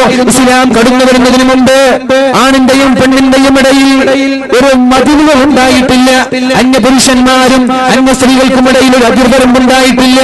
തോന്നും പോലെ നായകൾ ബന്ധപ്പെടുന്നത് പോലെ, മൃഗങ്ങൾ ബന്ധപ്പെടുന്നത് പോലെ ഇന്ന് ചില യൂറോപ്യൻ രാജ്യങ്ങളിൽ ചീഞ്ഞുമാറുന്ന അപരിച്ച സംസ്കാരം തുടരുന്നത് പോലെ പരിശുദ്ധ ഇസ്ലാം കടന്നു വരുന്നതിന് മുമ്പ് ഞങ്ങൾ വ്യഭിചാരികളായിരുന്നു. അത് ഞങ്ങൾ നിർത്തി. ഞങ്ങളുടെ ഭാര്യമാരുമായിട്ട് മാത്രമാണ് ഞങ്ങൾ സമീപിക്കുന്നത്. അതാണോ ഞങ്ങൾ ചെയ്ത തെറ്റ്? ആലോചിക്കണം. ആലോചിക്കാൻ വേണ്ടി പറയുകയാണ്. ഇസ്ലാമിനെതിരെ കുതിര കയറുന്നവർ, ഇസ്ലാമിനെ ആക്ഷേപിക്കുന്നവർ എന്തിന്റെ പേരിലാണ് ഈ ആക്ഷേപങ്ങളെന്ന് ഞങ്ങൾക്കറിയണം. എന്തിന്റെ പേരിലാണ് നിങ്ങൾ ഈ ഇസ്ലാമിനെ ഒറ്റപ്പെടുത്തുന്നത്? ലോകത്തിന്റെ മുക്കുമൂലകളിൽ നിന്ന്, ലോകത്തിന്റെ എല്ലാ ഭാഗങ്ങളിൽ നിന്ന് എല്ലാ രാഷ്ട്രീയ നേതാക്കളും ഇസ്ലാമിനെതിരെ വെച്ചുവെക്കുമ്പോ പണ്ടെന്ന് പറയുന്ന അമേരിക്കൻ പ്രസിഡന്റ് ഇന്ന് അമേരിക്കയുടെ പ്രസിഡന്റായി സ്ഥാനാരോഹണം നടക്കുമ്പോ എന്തിന്റെ പേരിലാണ് പ്രസിഡന്റായി മാറിയത്? മുസ്ലിമീങ്ങളെ നാട് കടത്തുമെന്നും അമേരിക്കയിൽ ഒരു മുസ്ലിം പോലും ഉണ്ടാവില്ല എന്ന സുമോഹന വാഗ്ദാനങ്ങൾ നൽകിയപ്പോ അമേരിക്കക്കാരെല്ലാവരും വോട്ട് ചെയ്തു ട്രംപിന്റെ പേരിൽ. എന്തിന്റെ പേരിൽ? മുസ്ലിമീങ്ങൾക്കെതിരെ ശബ്ദിച്ചാൽ അവൻ ഫെയിം ആവുകയാണ്, അവന് പ്രശസ്തി ലഭിക്കുകയാണ്. മൈക്ക് മാക്സിമം ഒന്ന് അഡ്ജസ്റ്റ് ചെയ്യും. മാക്സിമം ഒന്ന്. ഇവിടെ നിന്നാലും ഒച്ച വേണം. ഞാൻ ഇവിടെ മുട്ടി നിൽക്കുകയാണ്. ഇവിടെ നിന്നാലും ശബ്ദം വേണം. അത് ആ ഒരു ലെവലിലാക്കണം. മഹാൻ മഹാനായ ജഅഫർ റളിയല്ലാഹു അൻഹു പറഞ്ഞു വനഅകുലുൽ മൈതത വനഅതിൽ ഫവാഹിഷ് വ്യഭിചരിക്കുന്ന ഞങ്ങൾ വ്യഭിചാരം നിർത്തിയതാണോ ഞങ്ങളുടെ തെറ്റ് വനഖതഉൽ അർഹാം കുടുംബബന്ധം വിച്ഛേദിക്കുന്നവരായിരുന്നു ഞങ്ങൾ സ്വന്തം ജ്യേഷ്ഠനോട് പോലും യുദ്ധം ചെയ്യുന്ന ആളായിരുന്നു ഞങ്ങള് യുദ്ധം ചെയ്യാൻ ആരെ കിട്ടിയില്ലെങ്കിൽ ആരെയും യുദ്ധം ചെയ്യാൻ കിട്ടിയില്ലെങ്കിൽ ഞങ്ങൾ ഞങ്ങളുടെ സഹോദരനോട് പോലും യുദ്ധം ചെയ്യുമായിരുന്നു കുടുംബബന്ധമില്ല ഉമ്മയോട് ബന്ധമില്ല ഉപ്പയോട് ബന്ധമില്ല ആ ഒരു സാഹചര്യത്തിലാണ് അല്ലാഹുവിന്റെ ഹബീബ് പറഞ്ഞത് മാതാപിതാക്കളെ ആരെങ്കിലും മുറിപ്പിച്ചാൽ അല്ലാഹുവിന്റെ കോപം അവനുണ്ടാകും മാതാപിതാക്കളോട് നിങ്ങൾ എതിരെ സംസാരിക്കാൻ പാടില്ല ഇതാണോ ഞങ്ങൾ ചെയ്ത തെറ്റ് മാതാപിതാക്കളെ ബഹുമാനിച്ചതാണോ കുടുംബക്കാരെ ബഹുമാനിച്ചതാണോ ജ്യേഷ്ഠാനുജത്തിമാർ സ്നേഹത്തോടെ കഴിഞ്ഞതാണോ ഞങ്ങൾ ചെയ്ത തെറ്റ് എന്തിന്റെ പേരിലാണ് മക്കളിൽ നിന്ന് ഞങ്ങൾ ജനിച്ചു വളർന്ന നാട്ടിൽ നിന്ന് ഞങ്ങളെ നാട് കടത്താനാണ് ശ്രമിക്കുന്നത് ഇന്ത്യ മഹാരാജ്യത്ത് നിന്ന് ചില ആളുകൾ ദൈനംദിനം പ്രഭാഷണം നടത്തുന്നുണ്ടല്ലോ പാകിസ്ഥാനിലേക്ക് കടന്നു പോകണമെന്ന് എന്തിന്റെ പേരിൽ ഇന്ത്യയെ ഞങ്ങളുടെ ഭാഗമായി ഞങ്ങളുടെ ഭൂമിയായി ഞങ്ങളുടെ നാടായി സ്നേഹിച്ചതാണോ ഞങ്ങളുടെ തെറ്റ് ഒരുപാട് ആളുകൾ ബംഗ്ലാദേശിലേക്ക് കുടിയേറിയപ്പോ ഒരുപാട് ആളുകൾ പാകിസ്ഥാനിലേക്ക് കുടിയേറിയപ്പോ ഞങ്ങൾക്ക് പാകിസ്ഥാൻ വേണ്ട ഞങ്ങൾക്ക് ബംഗ്ലാദേശ് വേണ്ട ഞങ്ങൾക്ക് ഞങ്ങളുടെ ഇന്ത്യ എന്ന മഹാഭാരതം മതി എന്ന് പറഞ്ഞിട്ട് ഇന്ത്യയെ സ്നേഹിച്ചിട്ട് ഒരു കൂട്ടം ന്യൂനപക്ഷം ഇന്ത്യയിൽ നിന്നാണോ ഞങ്ങളുടെ തെറ്റ് അതാണ് ഞങ്ങൾക്കറിയേണ്ടത് ഇന്ത്യയെ സ്നേഹിച്ചതാണോ ഞങ്ങളുടെ തെറ്റ് ഇന്ത്യയിൽ നിന്ന് മുസ്ലിമീങ്ങളെ പാകിസ്ഥാനിലേക്ക് ചേക്കേറാനും പാകിസ്ഥാനിലേക്ക് കയറ്റിവിടാനും ശ്രമിക്കുന്ന ആളുകൾ ഫാസിസ്റ്റ് ശക്തികൾ ശ്രദ്ധിക്കണം എന്തിന്റെ പേരിലാണ് ഈ ആക്ഷേപങ്ങള് സാരേ ജഹാൻ സെ അച്ഛാ ഹിന്ദുസ്ഥാൻ ഹമാരാ ഹം ബുൽബുലേഗെ ഉസ്കി ഹേ ഗുൽസിത്താൻ ഹമാരാ ആരാണിത് പാടിയത് ആരാ പാടിയത് ഒരു മുസ്ലിം ലോകത്തുള്ള എല്ലാ രാജ്യങ്ങളെക്കാളും മനോഹരം എന്റെ ഇന്ത്യ മഹാരാജ്യമാണ് ഇത് പാടിയതൊരു മുസ്ലിമല്ലേ ഇതാണോ ഞങ്ങൾ ചെയ്ത തെറ്റ് സാരേ ജഹാൻ സെ അച്ഛാ ഹിന്ദുസ്ഥാൻ ഹമാരാ ലോകത്തുള്ള സർവ്വ രാജ്യങ്ങളെക്കാളും മനോഹരം ഞങ്ങളുടെ ഇന്ത്യ എന്ന മഹാരാജ്യമാണ് हम बुलबुलेगी उसकी है गुलसितान हमारा ഈ ഇന്ത്യ എന്ന് പറയുന്ന മനോഹരമായ പൂവാടിയുടെ പുഷ്പങ്ങളുടെ തേൻ നുകരാൻ വരുന്ന ബുൽബുൽ പക്ഷികളാണ് ഞങ്ങൾ പൂവിലുള്ള തേൻ തേടി വരുന്ന പക്ഷികളെ പോലെ തേനീച്ചകളെ പോലെ ഇന്ത്യയുടെ സോഴ്സ് രുചിക്കുന്ന ഇന്ത്യ എന്ന രാജ്യത്തെ പക്ഷികളാണ് ഞങ്ങള് ഇത് പറഞ്ഞത് ഒരു മുസ്ലിം മഹാനായ അല്ലാമ ഇഖ്ബാൽ പാടിയതല്ലേ ഇതാണോ ഞങ്ങൾ ചെയ്ത തെറ്റ് ഇന്ത്യയെ സ്വന്തം രാജ്യമായി ഇന്ത്യയും പാകിസ്ഥാനും ഒരു യുദ്ധം നടന്നാൽ എന്റെ മകനെ ഏറ്റവും മുമ്പിൽ പട്ടാളക്കാരനായി നിർത്തുമെന്ന് പറഞ്ഞതാണോ ഞങ്ങളുടെ തെറ്റ് അറിയണം ഞങ്ങൾക്ക് എന്തിന്റെ പേരിലാണ് ഈ ആക്ഷേപങ്ങള്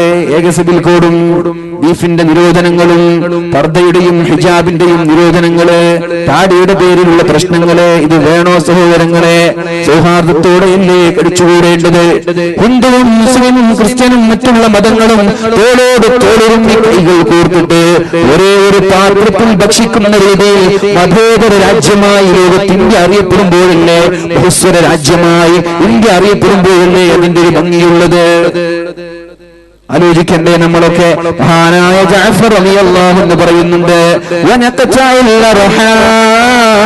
ഞങ്ങൾ കുടുംബബന്ധം വിച്ഛേദിക്കുന്നവരായിരുന്നു ഉപ്പ എന്ന ഒരു പരിഗണന ഞങ്ങൾ നൽകിയിട്ടില്ല ഉമ്മ എന്ന പരിഗണന ഞങ്ങൾ നൽകിയിട്ടില്ല സ്ത്രീ സ്വാതന്ത്ര്യത്തിന്റെ കഥകൾ എന്ന് പറയുമ്പോ ജനിച്ചു വീണ പെൺകുഞ്ഞിന് ജീവിക്കാൻ പോലും അവസരം നൽകാതെ ജീവനോടെ കുഴിച്ചു മൂടിയിരുന്ന ഞങ്ങളോടാണ് മുഹമ്മദുർ റസൂലുള്ളാഹ് അല്ലാഹുവിന്റെ ഹബീബ് പറഞ്ഞത് ലാ തഖ്തുലൂ ഔലാദകും ഖശിയത ഇല്ലാ ദാരിദ്ര്യം ഭയന്നിട്ട് മക്കളെ കുഴിച്ചു മൂടല്ലേ നിങ്ങൾ നിങ്ങളുടെ മക്കളെ കുഴിച്ചു മൂടല്ലേ. പെൺമക്കളെ ദാരിദ്ര്യം എന്നിട്ടോ ഏതൊരു കാരണവശാലും പെൺമക്കളെ നിങ്ങൾ കുഴിച്ചു മൂടല്ല. മനാല ജാരിയതൈനി ഹത്താ തബ്ലുഗ അനവഹുവ ഫിൽ ജന്നതി ഹകദാ. നിങ്ങൾ നിങ്ങൾക്ക് ജനിച്ചു വീണ പെൺകുഞ്ഞിനെ കുഴിച്ചു മൂടുന്നതിന് പകരം അവൾക്ക് ഭക്ഷണം നൽകി, അവൾക്ക് അഭയം നൽകി, അവൾക്ക് വസ്ത്രം നൽകി. വഇദാ ബുശ്ശിറ അഹദുഹും ബിൽ ഉൻസാ വല്ല വജൂഹു മുസ്വദ്ദൻ വഹുവ കദീം. وإذا بشر أحدهم بالأنثى ظل وجهه مسودا وهو كظيم. നജാശി രാജാവേ പെൺകുഞ്ഞ് ജനിച്ചു എന്നറിഞ്ഞാൽ മുഖമാകെ കറുത്തു പോകുമായിരുന്നു ഞങ്ങളുടേത്. ഭാര്യ പ്രസവിച്ചു എന്ന് പറഞ്ഞാൽ ആദ്യം കേൾക്കുന്നത് പെണ്ണാണോ ആണാണോ എന്നാണ്. പെണ്ണാണെന്നറിഞ്ഞാൽ ദേഷ്യം കൊണ്ട് ഞങ്ങളുടെ മുഖം കറുക്കുമായിരുന്നു.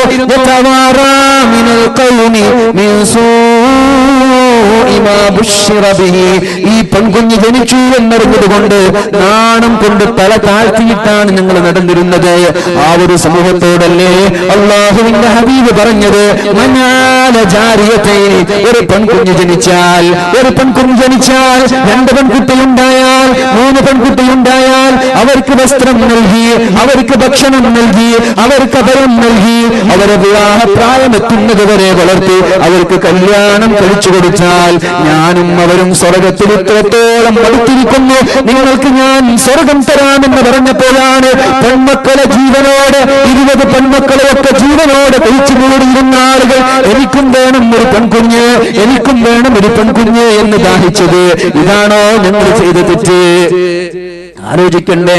സ്ത്രീ സ്വാതന്ത്ര്യം ഇസ്ലാമിലില്ല എന്ന് പറയുന്നവർ, സ്ത്രീകൾക്കെതിരെ ഇസ്ലാമിന്റെ മുത്തലാഖും മറ്റുള്ള പ്രശ്നങ്ങള് സ്ത്രീകളെ ഒരു മൂലയിൽ ഇരുത്താനാണെന്ന് പറയുന്നവരെ, സ്ത്രീകൾക്ക് സ്വാതന്ത്ര്യം നൽകുന്നില്ല എന്ന് പറയുന്നവരെ പഠിക്കണം. അല്ലാഹുവിന്റെ ഹബീബ് പറഞ്ഞത്, നിങ്ങളിൽ ഏറ്റവും നല്ലവൻ, നിങ്ങളിൽ ഏറ്റവും നല്ലവൻ, നിങ്ങളിൽ ഏറ്റവും നല്ലവൻ ഒരുപാട് ഡിഗ്രി സർട്ടിഫിക്കറ്റുകൾ കൈകളിൽ വെക്കുന്നവരല്ല. പിന്നെ ആരാണ് ഏറ്റവും നല്ലവർ? നിങ്ങളുടെ ഭാര്യമാരോട് നല്ല രീതിയിൽ പെരുമാറുന്നവനാ. ഇതല്ലേ ദീന് പഠിപ്പിച്ചത്? ഇതാണോ ഞങ്ങൾ ചെയ്ത തെറ്റ്? ഇതാണോ പെണ്ണുങ്ങളോട് പരിശുദ്ധ ഇസ്ലാം ചെയ്ത തെറ്റ്? ഭർത്താക്കന്മാരെ നിങ്ങളിൽ ഏറ്റവും നല്ലവർ, നിങ്ങളിൽ ഏറ്റവും ഉത്തമർ നിങ്ങളുടെ ഭാര്യമാരെ സ്നേഹിക്കുന്നവരാണ്. ഭാര്യമാർക്ക് വിഷമം ഉണ്ടാക്കാത്ത ആളുകളാണ്. ഭാര്യമാരെ സ്നേഹിക്കുന്നവരും അവരോട് നല്ല രീതിയിൽ പെരുമാറുന്നവരുമാണ് നിങ്ങളിൽ ഏറ്റവും ഉത്തമരെന്ന് അല്ലാഹുവിന്റെ ഹബീബ് പഠിപ്പിച്ചപ്പോ അതുപോലെ ജീവിച്ചതാണോ മുസ്ലിമീങ്ങൾ ചെയ്ത തെറ്റ്? മുസ്ലിമീങ്ങൾ ചെയ്ത തെറ്റ് അനന്തരാവകാശമില്ലാതെ ആൺകുട്ടികൾക്ക് മാത്രം അനന്തരാവകാശം നൽകിയിരുന്ന ഒരു കാലത്ത് പെൺകുട്ടികൾക്കും അനന്തരാവകാശം വേണമെന്ന് അല്ലാഹുവിന്റെ ഹബീബ് പറഞ്ഞതാണോ നമ്മൾ ചെയ്ത തെറ്റ്? ഇതിന്റെ പേരിലാണോ മക്കളിൽ നിന്ന് ഹബശീനയിലേക്ക് നിങ്ങൾ നാടുകടത്തിയത്? കുടുംബബന്ധം വിച്ഛേദിച്ചിരുന്ന ഞങ്ങളോട് അല്ലാഹുവിന്റെ ഹബീബ് പറഞ്ഞു, കുടുംബബന്ധം പുലർത്തിയാൽ നിങ്ങൾക്ക് ദീർഘായുസ് ഉണ്ടാകുമെന്ന്. കുടുംബബന്ധം പുലർത്തിയാൽ നിങ്ങളുടെ ഭക്ഷണത്തിൽ വിശാലതയുണ്ടാകുമെന്ന്. ഇത് പറഞ്ഞതാണോ തെറ്റ്? കുടുംബബന്ധം പുലർത്തിയാൽ നിങ്ങളുടെ ഭക്ഷണത്തിൽ വിശാലതയുണ്ടാകുമെന്നും നിങ്ങളുടെ ആയുസ്സിൽ ബറക്കത്തുണ്ടാകുമെന്നും പഠിപ്പിച്ചു. കുടുംബബന്ധം വിച്ഛേദിക്കുന്നവനെ അല്ലാഹു വെറുക്കുമെന്നും പഠിപ്പിച്ചു. ഇതാണോ തെറ്റ്? പിന്നെയോ അയൽവാസികളോട് മോശമായി പെരുമാറുന്നവരായിരുന്നു ഞങ്ങള്. അയൽവാസികളോട് മോശമായി പെരുമാറുന്നവരായിരുന്നു ഞങ്ങള്. എന്താണ് അല്ലാഹുവിന്റെ ഹബീബ് പറഞ്ഞത്? അക്രിം ജാറക വലൗ കാന കാഫിറാ. നിങ്ങളുടെ അയൽവാസി മുസ്ലിമാണെന്ന് നിങ്ങൾ നോക്കണ്ട. നിങ്ങളുടെ അയൽവാസി ഹിന്ദുവാണെങ്കിലും ശരി, നിങ്ങളുടെ അയൽവാസി ക്രിസ്ത്യനാണെങ്കിലും ശരി, നിങ്ങളുടെ അയൽവാസി ജൂതനാണെങ്കിലും ശരി, ആരാണെങ്കിലും ശരി, അയൽവാസികളോട് നല്ല രീതിയിൽ പെരുമാറാൻ പാടുള്ളൂ എന്ന് അല്ലാഹുവിന്റെ ഹബീബ് നമ്മോട് പഠിപ്പിച്ചു. അതാണോ ഞങ്ങൾ ചെയ്ത തെറ്റ്? ഇസ്ലാം വരുന്നത് വരെ ചെറിയ ഒരു പിറ്റു കേസിന്റെ പേരിൽ ഒരു ഒട്ടകം ഒരു പുല്ല് കളിച്ചതിന്റെ പേരിൽ ഒട്ടകം ഒരു തോട്ടത്തിലേക്ക്, ഒട്ടകം ഒരു പാടത്തിലേക്ക് കയറിയതിന്റെ പേര് 40 വർഷക്കാലം യുദ്ധം ചെയ്തിരുന്ന ഞങ്ങള് അല്ലാഹുവിന്റെ ഹബീബ് വന്നപ്പോ അയൽവാസിയെ ബഹുമാനിക്കാൻ തുടങ്ങി. അയൽവാസി പട്ടിണി കിടക്കുമ്പോ അയൽവാസി കയറി നിറയാതെ, ഭക്ഷണം കഴിക്കാനില്ലാതെ, വസ്ത്രം ധരിക്കാനില്ലാതെ, വെള്ളം കുടിക്കാനില്ലാതെ, കഷ്ടങ്ങളുടെ പ്രാരാബ്ദങ്ങളുടെ പ്രതിസന്ധികളുടെ ഒരുപാട് തീച്ചൂളയിലൂടെ ജീവിച്ചുകൊണ്ടിരിക്കുമ്പോ അവരുടെ വയറ് നിറഞ്ഞോ എന്ന് നോക്കാതെ നിങ്ങൾ വയറ് നിറച്ചാൽ നിങ്ങൾ മുസ്ലിമല്ല എന്ന് പറഞ്ഞതാണോ തെറ്റ്? എന്താ പറഞ്ഞത്? അയൽവാസി പട്ടിണി കിടന്നാൽ നിങ്ങൾ മുഅ്മിനല്ല, മുഅ്മിനല്ല. നിങ്ങളുടെ തൊട്ടപ്പുറത്തുള്ളത് അമുസ്ലിമാണ്, ഒരു ഹൈന്ദവ സഹോദരനാണ്. അവന് ഇന്ന് ഉച്ചയ്ക്ക് പട്ടിണി കിടന്നു, നിങ്ങൾ വേറെ നിറയെ ഭക്ഷണം കഴിച്ചാൽ നിന്നെ കുറിച്ച് മുസ്ലിം എന്ന് പറയാൻ പറ്റൂല.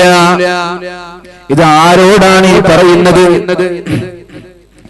ആരോടാണ് ഈ പറയുന്നത്? അയൽവാസികളെ ബഹുമാനിക്കാതെ ചെറിയ ചെറിയ കാര്യങ്ങളിൽ പോലും അയൽവാസികളോട് യുദ്ധം ചെയ്തിരുന്ന ഒരു സമൂഹത്തോട് അല്ലാഹുവിന്റെ ഹബീബായ മുഹമ്മദുർ റസൂലുള്ളാഹ് തങ്ങള് പറഞ്ഞു, അഖിരിമിൽ ജാറ, നിങ്ങൾ അയൽവാസികളെ ബഹുമാനിക്കണേ. ഭക്ഷണം കഴിക്കുമ്പോ അയൽവാസിയുടെ വയറ് നിറഞ്ഞിട്ടുണ്ടോ എന്ന് നോക്കണേ. നിങ്ങൾ വീട് കെട്ടുമ്പോ അയൽവാസിക്ക് വീടുണ്ടോ എന്ന് നോക്കണേ. നിങ്ങൾക്ക് വെള്ളം കുടിക്കുമ്പോ അയൽവാസിക്ക് വെള്ളമുണ്ടോ എന്ന് നോക്കണേ.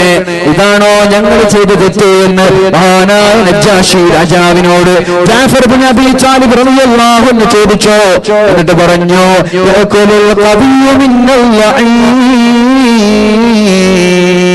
ഞങ്ങളിൽ കയ്യൂക്കുള്ളവൻ കാര്യസ്ഥനായിരുന്നു. സാമ്പത്തികമായി അഭിവൃദ്ധിയുള്ളവർ, രാഷ്ട്രീയ മേലാളന്മാർ, അവർക്ക് എന്ത് തോന്നിവാസവും ചെയ്യാം. വലിയ വലിയ ഉന്നതമായ തറവാട്ടുകാർ, കുടുംബ മഹിമയുള്ളവർ, സാമ്പത്തിക സ്രോതസ്സുള്ളവർ, മുതലാളിമാർ, രാഷ്ട്രീയക്കാർ, അവർക്ക് എന്ത് തോന്നിവാസവും ചെയ്യാം. ഇതായിരുന്നു അല്ലാഹുവിന്റെ ഹബീബ് വരുന്നത് വരെ ഞങ്ങളുടെ അവസ്ഥ. ഹബീബ് വന്നപ്പോ പറഞ്ഞു, എല്ലാവരും സമന്മാരാ.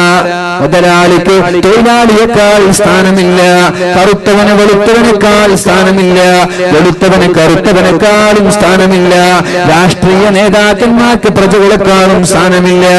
സൽമാനും ബിലാലും ഒന്ന് ചിരിക്കുമ്പോഴാണ് യഥാർത്ഥ മുസ്ലിമാകുന്നത്. കറുകറുത്ത ബിലാൽ, നിഗ്രോയായ ഒരു കാപ്പിരിയായ ബിലാൽ ഇബ്നു റബാഹ് റളിയല്ലാഹു അൻഹു കഅബ മന്ദിരത്തിന്റെ മുകളിൽ കയറി ബാങ്ക് വിളിച്ചപ്പോ,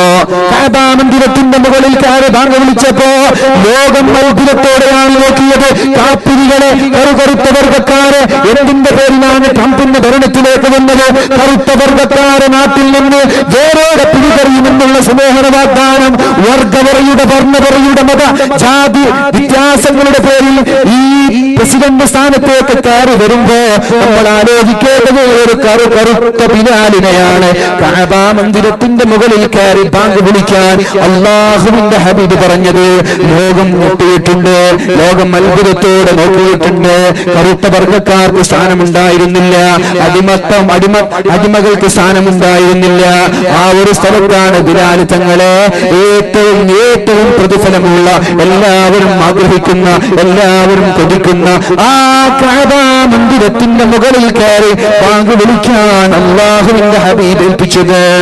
ഇതാണോ തെറ്റ്? കറുത്തവന്റെയും വെളുത്തവന്റെയും ഇടയിൽ വ്യത്യാസമില്ല. ഉയർന്ന ജാതിക്കാരന്റെയും താഴ്ന്ന ജാതിക്കാരന്റെയും ഇടയിൽ വ്യത്യാസമില്ല. നിങ്ങളിൽ അല്ലാഹുവിന്റെ അടുത്ത് ഏറ്റവും സ്ഥാനമുള്ളവർ നിങ്ങളിൽ ഏറ്റവും തഖ്വയുള്ളവരാണ് എന്ന് പഠിപ്പിച്ചതാണോ തെറ്റ്?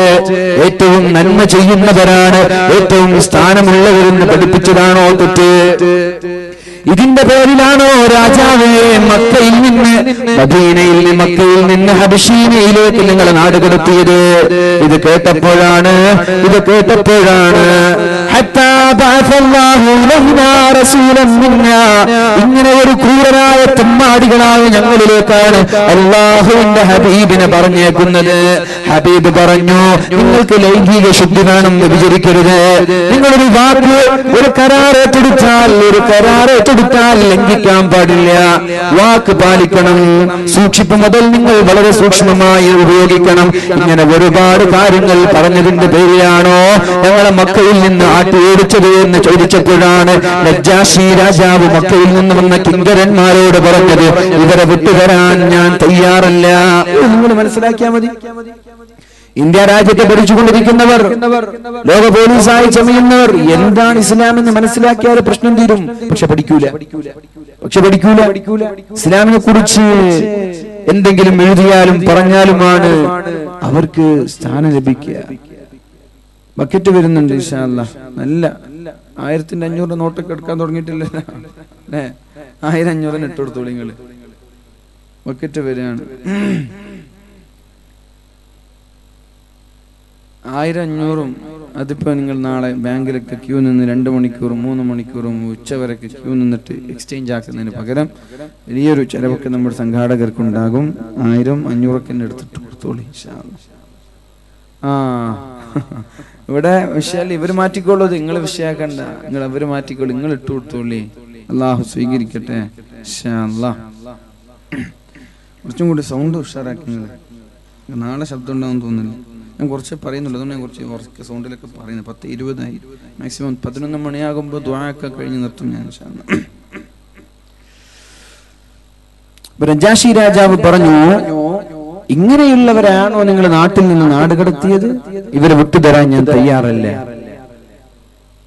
വളരെ പ്രതീക്ഷയോടെ മുസ്ലിമീങ്ങളെ ഹബശീനയിൽ പോലും ജീവിക്കാൻ അനുവദിക്കാതെ അവിടെ നിന്ന് നാട്ടിലേക്ക് തിരികെ കൊണ്ടുവന്ന് ആക്രമിക്കാൻ ശ്രമിച്ച ആ കിങ്കരന്മാർ നിരാശയോടെ നാട്ടിലേക്ക് മടങ്ങി. പിന്നെയോ അല്ലാഹുവിന്റെ ഹബീബിനെതിരെ ക്രൂരമായ മർദ്ദനങ്ങൾ, സ്വഹാബാക്കൾക്കെതിരെ ക്രൂരമായ മർദ്ദനങ്ങൾ. ഈ മർദ്ദനങ്ങളെല്ലാം 13 വർഷമാണ് അല്ലാഹുവിന്റെ ഹബീബും സ്വഹാബാക്കളും അനുഭവിച്ചത്. 13 വർഷം. ഇവിടെ നമ്മൾ ആലോചിക്കണ്ടേ? നിങ്ങൾ ശ്രദ്ധിക്കണേ. അല്ല, ഞാൻ എപ്പോഴും ചിന്തിക്കാറുണ്ട്, ഇപ്പൊ നമ്മള് ലാ ഇലാഹ ഇല്ലല്ലാഹ് മുഹമ്മദുർ റസൂലുള്ളാഹ്, അല്ലാഹു അല്ലാതൊരു ദൈവമില്ലെന്നും മുഹമ്മദ് നബി സല്ലല്ലാഹു അലൈഹി വസല്ലം അല്ലാഹുവിന്റെ പ്രവാചകനാണെന്നും ഞങ്ങൾ വിശ്വസിച്ചത് കൊണ്ട് മറ്റുള്ള ആളുകൾക്ക് അതിലെന്ത് കുഴപ്പമാണ്? 13 വർഷക്കാലം നിരന്തരമായി പീഡിപ്പിച്ചു അല്ലാഹുവിന്റെ ഹബീബ് സല്ലല്ലാഹു അലൈഹി വസല്ലം. 13 വർഷക്കാലം പീഡിപ്പിച്ചതിന് ശേഷം അല്ലാഹു തആല റസൂലുള്ളാഹി സ്വല്ലല്ലാഹു അലൈഹി വസല്ലമ തങ്ങളോട് മദീനയിലേക്ക് പോവാനുള്ള സമ്മതം നൽകി. ആ ഒരു സമ്മതം ലഭിച്ചപ്പോൾ അല്ലാഹുവിന്റെ ഹബീബും സ്വഹാബാക്കളും വളരെ രഹസ്യമായി മദീനയിലേക്ക് നീങ്ങുകയാണ്. ആ സമയം പോലും അവർ വെറുതെ വിട്ടില്ല. മദീനയിലേക്ക് എത്തിയ മുസ്ലിമീങ്ങൾക്കിടയിലും ജൂതന്മാർക്കിടയിലും ഭിന്നിപ്പുണ്ടാക്കാൻ മുസ്ലിമീങ്ങളെയും മദീന നിവാസികളെയും തമ്മിലടിപ്പിക്കാൻ വേണ്ടി ഒരുപാട് ഉപായങ്ങൾ കണ്ടെത്തിയവർ മദീനക്കാരായ മദീന നിവാസികളുടെ ആടുകൾ മോഷ്ടിച്ചിട്ട്, മദീന നിവാസികളുടെ കന്നുകാലികൾ മോഷ്ടിച്ചിട്ട് അവരവിടെ പ്രചരണം നടത്തി. മദീനയിലേക്ക് വന്ന മുസ്ലിമീങ്ങളാണ് ഈ നാൽക്കാലികൾ മോഷ്ടിച്ചതെന്ന്, മദീനയിലേക്ക് കടന്നു വന്ന മുസ്ലിമീങ്ങളാണ് ഈ നാൽക്കാലികളെയും ആടുമാടുകളെയും മോഷ്ടിച്ചതെന്നുള്ളൊരു പ്രചരണം നടത്തി. എന്തിനെ? ഡിവൈഡ് ആൻഡ് റൂൾ, ഭിന്നിപ്പിക്കുക, ഭരിക്കുക. അങ്ങനൊരു മദീനക്കാർക്കിടയിൽ ഭിന്നിപ്പുണ്ടാക്കാൻ ശ്രമിക്കുകയാണ്. ഒരുപാട് പ്രശ്നം അങ്ങനെയുണ്ടായി. പക്ഷെ വില്യം മൂർ എഴുതുന്നുണ്ട്, ലോകത്താദ്യമായി ബഹുസ്വരത എന്ന ഒരു ഭരണഘടന ഉണ്ടാക്കിയത് മുഹമ്മദ് റസൂലുള്ളാഹി സ്വല്ലല്ലാഹു അലൈഹി വസല്ലം. മതേതരത്വം കാത്തു സൂക്ഷിച്ച് എല്ലാ മതങ്ങൾക്കും മദീനയിൽ ജീവിക്കാം. അത്ഭുതത്തോടെ വില്യം മൂർ പറയുന്നുണ്ട് തന്റെ ഗ്രന്ഥത്തില്, ആദ്യമായിട്ടൊരു ഭരണഘടന നിർമ്മിക്കുകയാണ്. ഇന്ത്യക്ക് 1900-ലൊക്കെ അല്ലേ ഭരണഘടന നിർമ്മിച്ചത്. പക്ഷെ 14 നൂറ്റാണ്ടുകൾക്ക് മുമ്പ് അല്ലാഹുവിന്റെ ഹബീബ് മദീനയിലേക്ക് ചെന്നിട്ട് അവിടെ ഒരു ഭരണഘടന ഉണ്ടാക്കി. മദീനയിൽ ഏത് മതക്കാർക്കും സ്വതന്ത്രമായി ജീവിക്കാം. ജൂതന്മാർക്ക് അവരുടെ ആരാധനകൾ ഉണ്ടാക്കാം, ജൂതന്മാർക്ക് അവരുടെ മതങ്ങളിൽ വിശ്വസിക്കാം, അവരുടെ ഇബാദത്ത് ആരാധനകൾ ചെയ്യാം. ക്രൈസ്തവർക്ക് അവരുടെ ആരാധനകൾ ചെയ്യാം, ബഹുദൈവ വിശ്വാസികൾക്ക് അവരുടെ ആരാധനകൾ ചെയ്യാം. പക്ഷേ രാഷ്ട്രമെന്ന നിലക്ക് നമ്മളൊന്നും ഒന്നാണ്.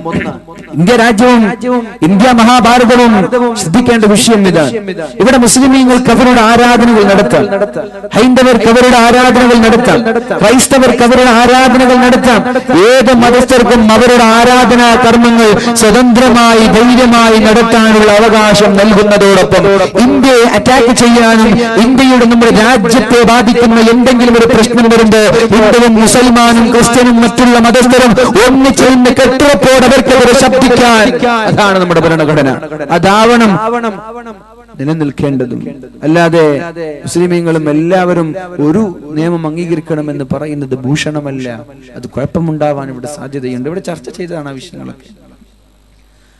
മദീനയിലെത്തിയ റസൂലുള്ളാഹി സ്വല്ലല്ലാഹു അലൈഹി വസല്ലം, അല്ലാഹുവിന്റെ ഹബീബ് മദീനയിലെത്തിയിട്ട് ഇങ്ങനെ ഒരു തീരുമാനം എഴുതി, ഏത് മതസ്ഥർക്കും അവരുടെ മതങ്ങൾ പിന്തുടരുന്നതിൽ കുഴപ്പമില്ല.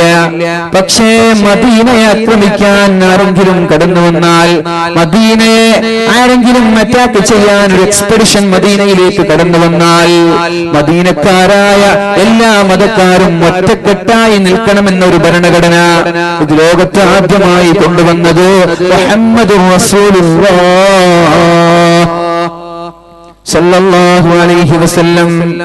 എന്നിട്ട് അവിടെ 10 വർഷക്കാലത്തിന് ശേഷം 10 വർഷക്കാലം മദീനയിൽ നിന്ന് ലോകത്തിന്റെ ശക്തിയായ ഇസ്ലാം വളർന്നു പന്തലിച്ചത് മുതൽ അല്ലാഹുവിന്റെ ഹബീബും മഹാന്മാരായ സഹാബാക്കളും മക്കയെ ലക്ഷ്യമാക്കി തിരിച്ചു വരികയാണ്, ജനിച്ച നാട്ടിലേക്ക് തിരിച്ചു വരികയാണ്.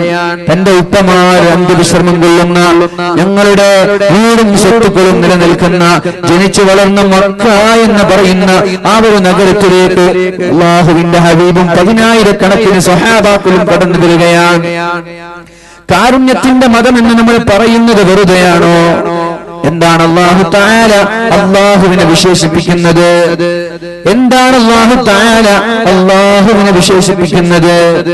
ബിസ്മില്ലാഹിർ റഹ്മാനിർ റഹീം. കാരുണ്യവാനായ അല്ലാഹുവിന്റെ നാമം കൊണ്ട് ഞാൻ തുടങ്ങുന്നു. കരുണാനിധിയും കരുണാകരനും, കരുണാനിധിയും കരുണാകരനുമായ കാരുണ്യവാനായ അല്ലാഹുവിന്റെ നാമം കൊണ്ട് തുടങ്ങുന്നു എന്നാണ് ഖുർആൻ പറയുന്നത്. അങ്ങനെ അല്ലാഹുവിനെ വിശേഷിപ്പിച്ചത് കാരുണ്യവാൻ എന്നാണ്, കാരുണ്യവാൻ എന്നാണ്. എന്നാൽ ലോകത്തെ ഉത്തമരായ സൃഷ്ടികളിൽ ഏറ്റവും ഉത്കൃഷ്ടനായ മുഹമ്മദുർ റസൂലുള്ളാഹി സ്വല്ലല്ലാഹു അലൈഹി വസല്ലമ തങ്ങളെ അല്ലാഹു വിശേഷിപ്പിച്ചത് വമാ അർസൽനാക ഇല്ലാ റഹ്മതൻ ലിൽ ആലമീൻ. നബിയേ, അങ്ങും കാരുണ്യവാൻ തന്നെ, അങ്ങും കാരുണ്യവാൻ തന്നെ. അല്ലാഹു പറയുകയാണ്, അല്ലാഹു കാരുണ്യവാനാണ്, അല്ലാഹു കാരുണ്യവാനാണ്. എന്നാൽ അല്ലാഹുവിന്റെ ഹബീബ് റസൂലുള്ളാഹി നബി തങ്ങളും കാരുണ്യവാൻ തന്നെ. വമാ അർസൽനാക ഇല്ലാ റഹ്മതൻ ലിൽ ആലമീൻ. നബിയേ, അങ്ങ് ലോകത്തിന്റെ കാരുണ്യമായിട്ടാണ് ഞാൻ പറഞ്ഞയച്ചത്, അങ്ങ് ലോകത്തിന്റെ കാരുണ്യമാണ്. അല്ലാഹുവും കാരുണ്യവാൻ, നബിയും കാരുണ്യവാൻ. ഈ കാരുണ്യവാൻ 10,000 സൈന്യവുമായിട്ട് ജനിച്ച നാട്ടിലേക്ക് തിരിച്ചു വരുമ്പോഴാണ് ഒരു നായ മുലപ്പാല് നൽകുന്നത് കാണാനിടയായത്. മുലപ്പാല് വിവാദം അസ്തമിച്ചോ? മുലപ്പാല് വിവാദം ചർച്ചയായിരുന്നല്ലോ, അതൊക്കെ അസ്തമിച്ചു കഴിഞ്ഞില്ലേ? 5 ബാങ്ക് കൊടുത്താലേ മുലപ്പാല് കൊടുക്കാൻ പാടുള്ളൂ. സൗണ്ട് പോയിട്ടാ. മുലപ്പാല് നൽകുന്ന ഒരു നായക്കുട്ടിയെ, ഒരു പട്ടിയെ കണ്ടപ്പോ, ചെറിയ പട്ടി കുഞ്ഞുങ്ങൾ മുലപ്പാല് കുടിക്കുന്നത് കണ്ടപ്പോ അല്ലാഹുവിന്റെ ഹബീബ് യാത്ര ഇവിടെ നിർത്തുകയാണ്. മക്കയിലേക്ക് കടന്നു പോകുന്ന വഴിയിൽ മക്കയിലേക്ക് പോവുകയാണ്. 10,000 സൈന്യവുമായിട്ട് ജനിച്ച നാട്ടിലേക്ക് പോവുകയാണ്. കഅബയൊന്ന് കാണാൻ, അവിടെ വന്ന് തവാഫ് ചെയ്യാൻ, അവിടെ വന്ന് ഹജ്ജ് ചെയ്യാൻ, ആ കഅബ മന്ദിരത്തിന്റെ കില്ല പിടിച്ചൊന്ന് ദുആ ചെയ്യാൻ പോകുന്ന വഴിയിലാണ് ഇസ്ലാം ഒരു നിന്ദ്യമായ നികൃഷ്ടമായ ജീവിയായി ഇസ്ലാം പരിചയപ്പെടുത്തിയ നായ മുലപ്പാല് നൽകുന്നത് കാണാനിടയായത്. അല്ലാഹുവിന്റെ അല്ലാഹുവിന്റെ ഹബീബ് ആ യാത്രാ സംഘത്തോട് പറഞ്ഞു, നിൽക്കണേ എന്ന്. ഇനി യാത്ര തുടരരുത്, ഇനി നിങ്ങൾ യാത്ര ആവർത്തിക്കരുത്. ഒരു സഹാബിയെ വിളിച്ചിട്ട് പറഞ്ഞു, നീ ഇവിടെ ഈ നായക്ക് പ്രൊട്ടക്ഷനായി നിൽക്കണം, ഈ നായക്ക് കാവൽക്കാരനായി നിൽക്കണം. ഈ നായ മുലപ്പാല് കൊടുത്തു കഴിഞ്ഞ് ഇനി നീ ഞങ്ങളുടെ കൂടെ വരാൻ പാടുള്ളൂ എന്ന് പറഞ്ഞ് വഴിമാറി ആ മുലപ്പാല് നൽകുന്ന നായെ ദ്രോഹിക്കാതെ അല്ലാഹുവിന്റെ ഹബീബും സഹാബാക്കളും മദീനയിലേക്ക് കടന്നു വരികയാണ്. ഒരു സഹാബിയെ ആ നായ മുലപ്പാല് നൽകി കഴിയുന്നത് വരെ, ആ കുഞ്ഞുങ്ങൾ വയറ് നിറയുന്നത് വരെ അതിന് പ്രൊട്ടക്ഷനായി നിൽക്കണമെന്ന് പറഞ്ഞിട്ട് റസൂലുള്ളാഹി സ്വല്ലല്ലാഹു അലൈഹി വസല്ലം മദീനയിലേക്ക് പക്കയിലേക്ക് പോവുകയാണ്. ഇതാണ് കാരുണ്യത്തിന്റെ മതമെന്ന് പറഞ്ഞത്. ഇസ്ലാമിനെ കുറിച്ച് പഠിക്കാൻ 21-ാം നൂറ്റാണ്ടിലെ ഐസിസിനെ കുറിച്ചല്ല പഠിക്കേണ്ടത്, ഐസിസിനെ കുറിച്ചല്ല പഠിക്കേണ്ടത്. മുസ്ലിം ലീഗിനെതിരെ ചില ആളുകൾ ശബ്ദിക്കുന്നത് എനിക്ക് കേൾക്കാനിടയായിട്ടുണ്ട്. എന്തേ അവർ ശബ്ദിക്കുന്നത്? എന്ത് പറഞ്ഞാലും സമാധാനത്തിന്റെ വാക്കുകളാ പറയാ. എത്ര കാലമാണ് ഈ സമാധാനം നമ്മൾ കൊണ്ടാടാ? എന്ത് പറഞ്ഞാലും ബാബരി മസ്ജിദ് തകർത്താലും നിങ്ങൾ സമാധാനത്തോടെ നിൽക്കണമെന്ന് പറയാ. ഇവിടെ എന്ത് കുഴപ്പമുണ്ടാക്കിയാലും, ഇവിടെ മുസ്ലിം ലീഗുകാരനെ മറ്റൊരാൾ കൊന്നുകളഞ്ഞാൽ നിങ്ങൾ കൊല്ലല്ലേ, സമാധാനത്തോടെ നിൽക്കണം. ഇതാണോ ഒരു മുസ്ലിം ചെയ്ത തെറ്റ്? ആലോചിക്കണ്ടേ? ഇതിന്റെ പേരിൽ മുസ്ലിമീങ്ങൾ ഒളിഞ്ഞു പോവാ മറ്റു ചില വർഗീയ പാർട്ടികളിലേക്ക്. ഇത് തെറ്റാണോ? ഇതാണോ അല്ലാഹുവിന്റെ ഹബീബ് പഠിപ്പിച്ചത്?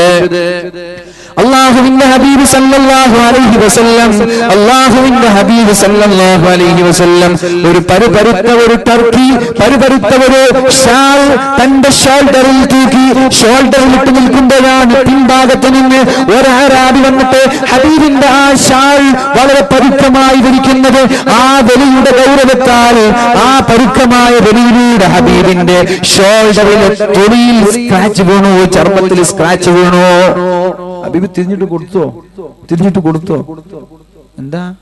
അല്ലാഹുവിന്റെ ഹബീബായ റസൂലുള്ളാഹി സ്വല്ലല്ലാഹു അലൈഹി വസല്ലം തങ്ങളോട് പറഞ്ഞു, നിങ്ങൾക്ക് അല്ലാഹു നൽകിയ സമ്പത്തിൽ നിന്ന് എനിക്ക് തരണമെന്ന് പറഞ്ഞു. സഹാബാക്കളോട് പറഞ്ഞു ഈ അറാബിക്ക് കൊടുക്കാൻ. തന്റെ ഷോൾഡറിൽ പരിക്കേറ്റത് കാരണം ആ അറാബി അല്ലാഹുവിന്റെ ഹബീബ് ശിക്ഷിച്ചിട്ടില്ല. സമാധാനത്തിന്റെ ദൂതനാണ്, സമാധാനത്തിന്റെ വാഹകനാണ്, സമാധാനത്തിന്റെ വെള്ളൽ പ്രാവാണ് മുഹമ്മദുർ റസൂലുള്ളാഹ്. ഇതേ ഒരു സമാധാന സന്ദേശമാണ് മുസ്ലിം രാഷ്ട്രീയക്കാർ കൊണ്ട് നടക്കേണ്ടത്. മുസ്ലിമീങ്ങൾ തന്റെ വ്യക്തി ജീവിതത്തിൽ മുഖമുദ്രയായി കൊണ്ട് നടക്കേണ്ടത്. ഇതിനെയാണോ നിങ്ങൾ ആക്ഷേപിക്കുന്നത്? എന്നാൽ തിരിച്ചു കൊല്ലാൻ മുസ്ലിമീങ്ങൾ പറയില്ല. വരമ്പത്ത് വെച്ചാൽ പാടത്ത് കൊടുക്കണമെന്നും പറയില്ല. മുസ്ലിമീങ്ങൾ പറയുന്നത് നിങ്ങൾ കൊന്നാൽ ക്ഷമിക്കണം. അതാണ് അല്ലാഹു പഠിപ്പിച്ചത്, അതാണ് റസൂലുള്ളാഹി സ്വല്ലല്ലാഹു അലൈഹി വസല്ലം പഠിപ്പിച്ചത്. നിങ്ങൾ ക്ഷമിക്കണം. അല്ലാഹു സഹായിക്കും. അല്ലാഹു തൗഫീഖ് ചെയ്യട്ടെ. തന്റെ സമൂഹത്തെയും എല്ലാവരെയും മക്കയിൽ നിന്ന് മദീനയിലേക്ക് ആട്ടിയോടിച്ച ആ ഒരു മക്കക്കാരായ മുശ്രിക്കീങ്ങളുടെ സമീപത്തേക്ക് വരികയാണ്.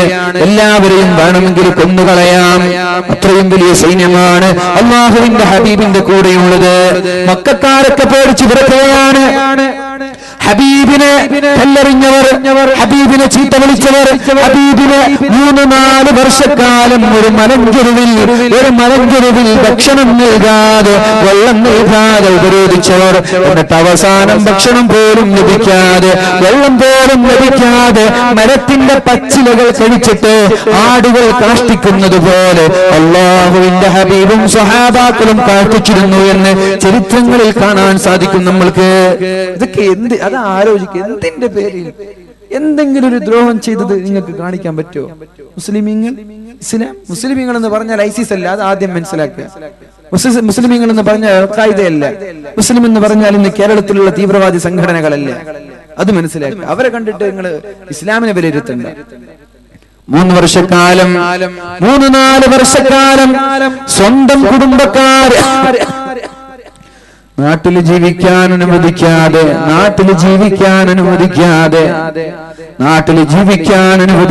അല്ലാഹുവിന്റെ ഹബീബിനെയും സഹാബാക്കളെയും ഒരു മലഞ്ചെരുവിൽ താമസിപ്പിച്ചിട്ട്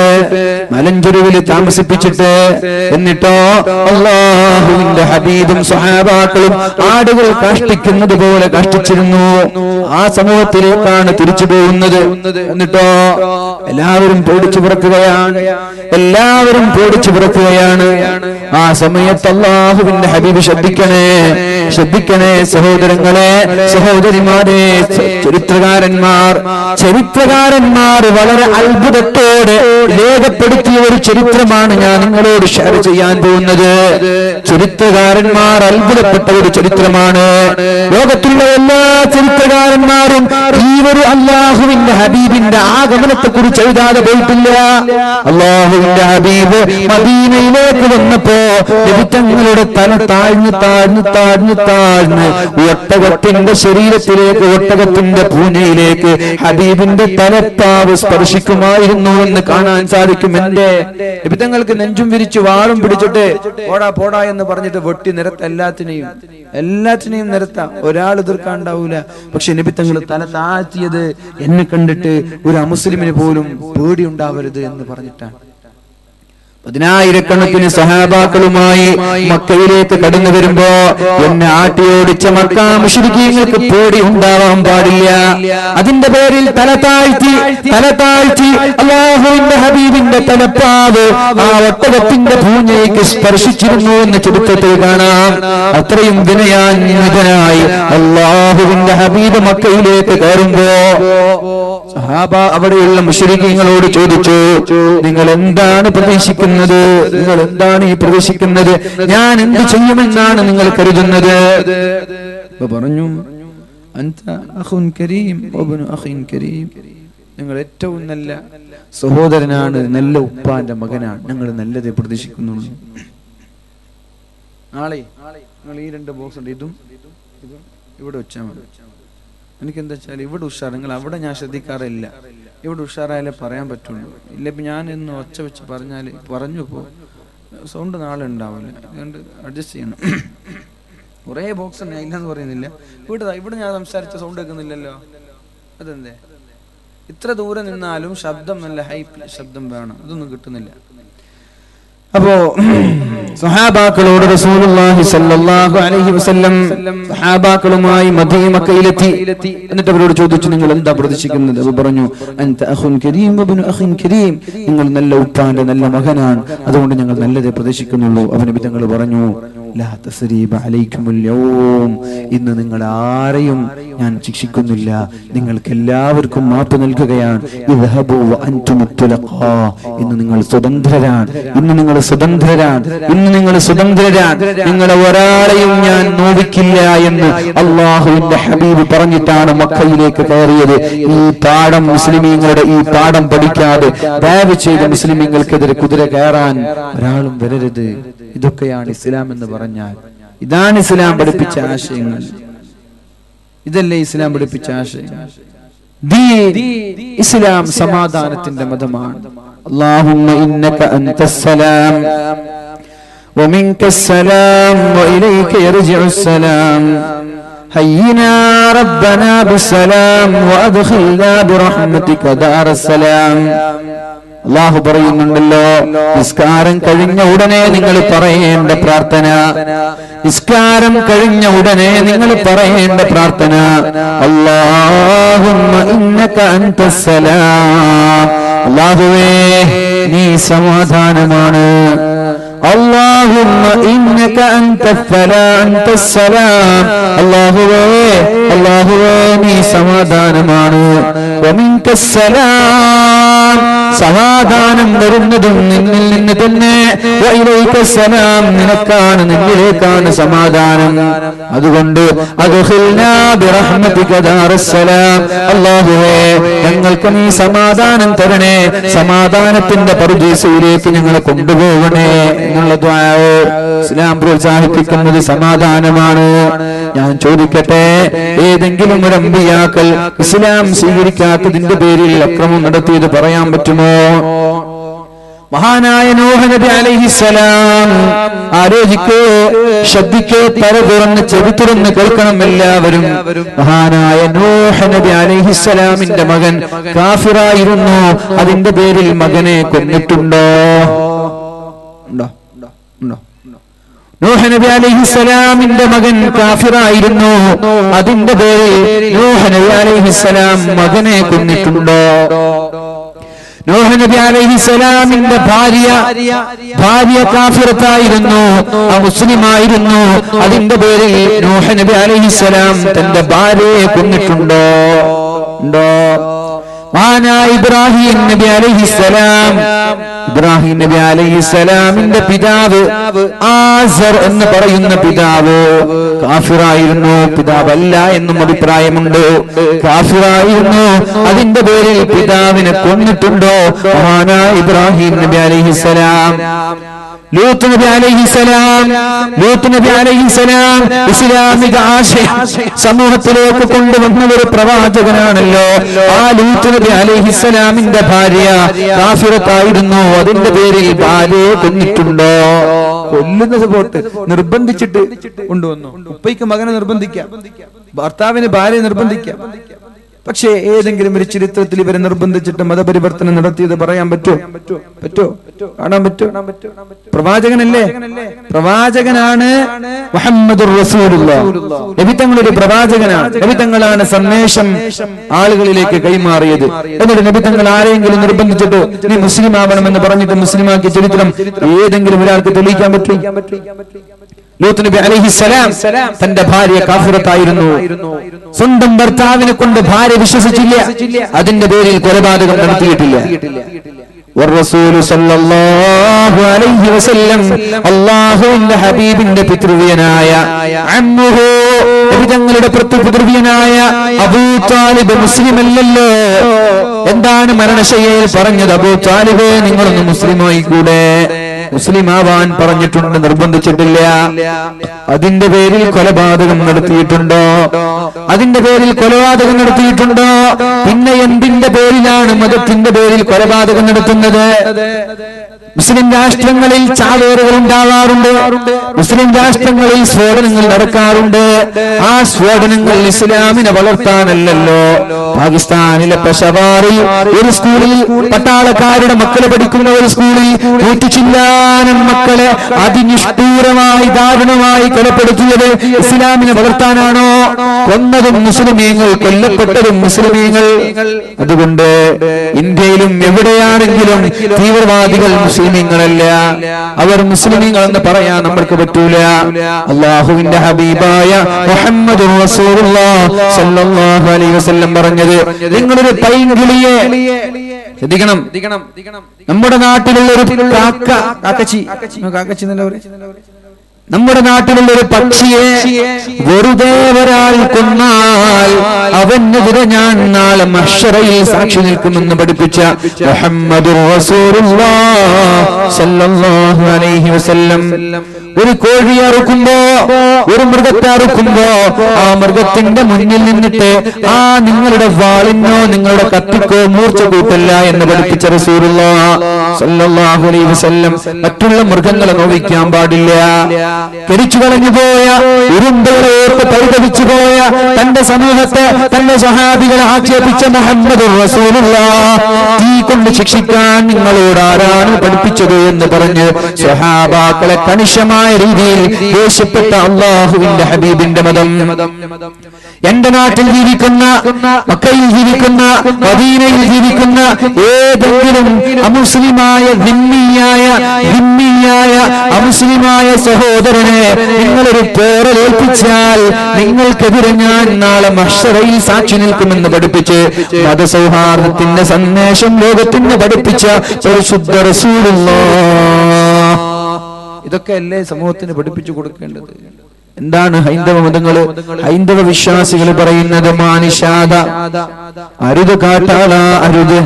സല്ലപിക്കുന്ന ഇണക്കിളികളെ വേട്ടയാടി മഹാഭാരതത്തിന്റെ സംസ്കാരത്തെ കളങ്കപ്പെടുത്തരുത്. എന്തോരു മനോഹരം!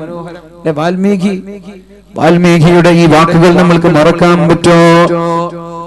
2 പക്ഷികൾ സല്ലപിക്കുമ്പോ പക്ഷികൾ അറിയാതെ മറവിൽ നിന്ന് പക്ഷികളെ വേട്ടയാടാൻ നിൽക്കുന്ന വേടയാടുന്ന വേടനോട് മഹർഷി പറഞ്ഞത് അരുത് കാട്ടാള, അരുത്. സല്ലപിക്കുന്ന ഇണക്കിളികളുടെ പരസ്പരം കുശലന്വേഷണം നടത്തുന്ന രണ്ട് പക്ഷികളെ വേട്ടയാടി അതിന്റെ രക്തം ഈ ഇന്ത്യ രാജ്യത്ത് വീണാൽ ഇന്ത്യ രാജ്യത്തിന് കളങ്കം സംഭവിച്ചു പോകും. അതുകൊണ്ട് ഒരാളെയും ഹിംസിക്കരുത് എന്ന് പഠിപ്പിച്ച ഹൈന്ദവ വിശ്വാസികൾ ഒരു മൃഗത്തോട് പോലും അന്യായമായി പെരുമാറരുത് എന്ന് പഠിപ്പിച്ച മുസ്ലിമീങ്ങൾ ക്രൈസ്തവ വിശ്വാസികൾ എങ്ങനെയാണ് നമ്മൾക്ക് പരസ്പരം പോരടിക്കാൻ പറ്റുന്നത്? നേരത്തെ പറഞ്ഞതുപോലെ മതങ്ങൾക്കിടയിൽ സൗഹൃദമില്ല, മതങ്ങൾക്കിടയിൽ സൗഹൃദമില്ല, മനുഷ്യന്മാർക്കിടയിലാ സൗഹൃദം വേണ്ടത്. മതങ്ങൾക്കിടയിലല്ല സൗഹൃദം വേണ്ടത്, മനുഷ്യന്മാർക്കിടയിലാണ് സൗഹൃദം വേണ്ടത്. ഒരു മുസ്ലിമിന്റെയും ഹിന്ദുവിന്റെയും ക്രിസ്തുവിന്റെയും ഇടയിലാണ് സൗഹൃദം വേണ്ടത്. ഇസ്ലാമിന്റെയും ഹൈന്ദവ മതത്തിന്റെയും ക്രൈസ്തവ മതത്തിന്റെയും ഇടയിൽ സൗഹൃദം ഉണ്ടാവൂല. അതെങ്ങനെ ഉണ്ടാവുക? മുസ്ലിമീങ്ങൾ ഏകദൈവമായ അള്ളാഹുവിനെ വിശ്വസിക്കുന്നവരാണ്. ഇസ്ലാം എന്ന് പറഞ്ഞാൽ അതാണ്. ഹൈന്ദവർ എന്ന് പറഞ്ഞാൽ ഒരുപാട് ദൈവങ്ങളെ വിശ്വസിക്കുന്നവരാണ്. അപ്പൊ നമ്മള് അവരുടെ മതത്തെ അംഗീകരിച്ചാൽ നമ്മൾക്ക് നമ്മുടെ മതത്തിൽ വിശ്വാസം ഇല്ല എന്നല്ലേ വരിക? അവര് നമ്മുടെ മതത്തെ അംഗീകരിച്ചാൽ അവർക്ക് അവരുടെ മതത്തിൽ വിശ്വാസം ഇല്ല എന്നല്ലേ വരിക? പറയുന്നത് മനസ്സിലാക്കണം. ത്രിയേകത്വം ക്രൈസ്തവർ ഇസ്ലാമിനെ അംഗീകരിച്ചാൽ എന്താ വരിക? എന്നാലും പിന്നെ അവരുടെ ത്രിയേകത്വത്തിൽ വിശ്വാസമില്ല. അപ്പൊ മതങ്ങൾക്കിടയിലല്ല സൗഹൃദം വേണ്ടത്. മതങ്ങൾക്കിടയിൽ ഇവിടെ കുഴപ്പമില്ല. സൗഹൃദം വേണ്ടത് മനുഷ്യന്മാർക്കിടയിലാണ്. മുസ്ലിമിന്റെയും ഹൈന്ദവന്റെയും ക്രൈസ്തവന്റെയും ഇടയിലാണ് സൗഹൃദം വേണ്ടത്. മതങ്ങൾ ഒരിക്കലും സൗഹൃദം ഉണ്ടാവൂല, സൗഹൃദം ഉണ്ടാവാൻ പാടില്ല. കാരണം സൗഹൃദം ഉണ്ടായാലും പിന്നെ എല്ലാം ഒന്നല്ലേ? സൗഹൃദം ഉണ്ടായാലും പിന്നെ മതങ്ങൾ എന്നൊരു മതിൽക്കെട്ട് വേണോ? എല്ലാ മതവും ഒന്നായിക്കൂടെ? മതങ്ങൾക്കിടയിൽ സൗഹൃദം ആവശ്യമില്ല, അത് ഉണ്ടാവേണ്ട ആവശ്യമില്ല, ഉണ്ടാവില്ല. മനുഷ്യന്മാർക്കിടയിൽ മുസ്ലിമീങ്ങൾക്കും ക്രൈസ്തവർക്കും മറ്റുള്ള മതവിശ്വാസികൾക്കും ഇടയിലാണ് സൗഹാർദ്ദം വേണ്ടത്. അത് നിലനിർത്തട്ടെ. ഞാൻ എന്റെ വാക്കുകൾ ഉപസംഹരിക്കുകയാണ്. ഞാൻ എന്റെ വാക്കുകൾ നിർത്താൻ പോവുകയാണ്.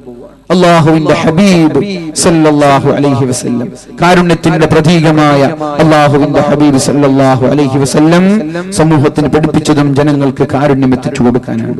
ഒരുപാട് വിഷയങ്ങൾ ചർച്ച ചെയ്യാനുണ്ടായിരുന്നു. നിങ്ങൾ ഒരുപാട് നേരത്തെ വരികയാണ്, നേരത്തെ വന്നിരുന്നവരാണ്. സമയം ഒരുപാട് അതിക്രമിച്ചു. നമ്മൾക്ക് മനസ്സിലാക്കാം. ഇനി നമ്മൾക്ക് ചർച്ച ചെയ്യണമെങ്കിൽ ഓരോ അമ്പിയാക്കളും എങ്ങനെയാണ് സമൂഹത്തെ പ്രബോധനം ചെയ്തത് എന്ന് നമ്മൾക്ക് നോക്കാം. ഇത് നമ്മൾക്കറിയാം, നമ്മളല്ലേ ഇത് കേൾക്കേണ്ടത് മറ്റുള്ള വിശ്വാസികളാണ്. എന്റെ ശബ്ദം ശ്രവിക്കുന്ന മുസ്ലിമീങ്ങളായ എന്റെ സഹോദരങ്ങൾ ഉണ്ടെങ്കിൽ ഇവിടെ ആരെങ്കിലും ഉണ്ടോന്ന് അറിയില്ല, ഉണ്ടെങ്കിൽ നിങ്ങളായത് കേൾക്കേണ്ടത്. നിങ്ങൾ തെറ്റിദ്ധരിച്ചു പോവാണ്. അമേരിക്കക്കാരൻ ഇസ്ലാം എന്ന് പറഞ്ഞാൽ ഐസിസ് ആണ്, അതുകൊണ്ട് ട്രംപിന് വോട്ടിടുന്നത്. അല്ലെങ്കിൽ എന്ത് യോഗ്യത ഈ ട്രംപിനൊക്കെ ഉള്ളത്? എന്ത് യോഗ്യത, എന്ത് സംസ്കാരമായി ട്രംപിനൊക്കെ ഉള്ളത്? അവന്റെ ഒരൊറ്റ ഒരു യോഗ്യത മുസ്ലിമീങ്ങൾക്കെതിരെ ശബ്ദിച്ചു എന്നുള്ളതാണ്. ആ ഒരു യോഗ്യത കൊണ്ടാണ് ട്രംപ് അധികാരത്തിലേറിയത്.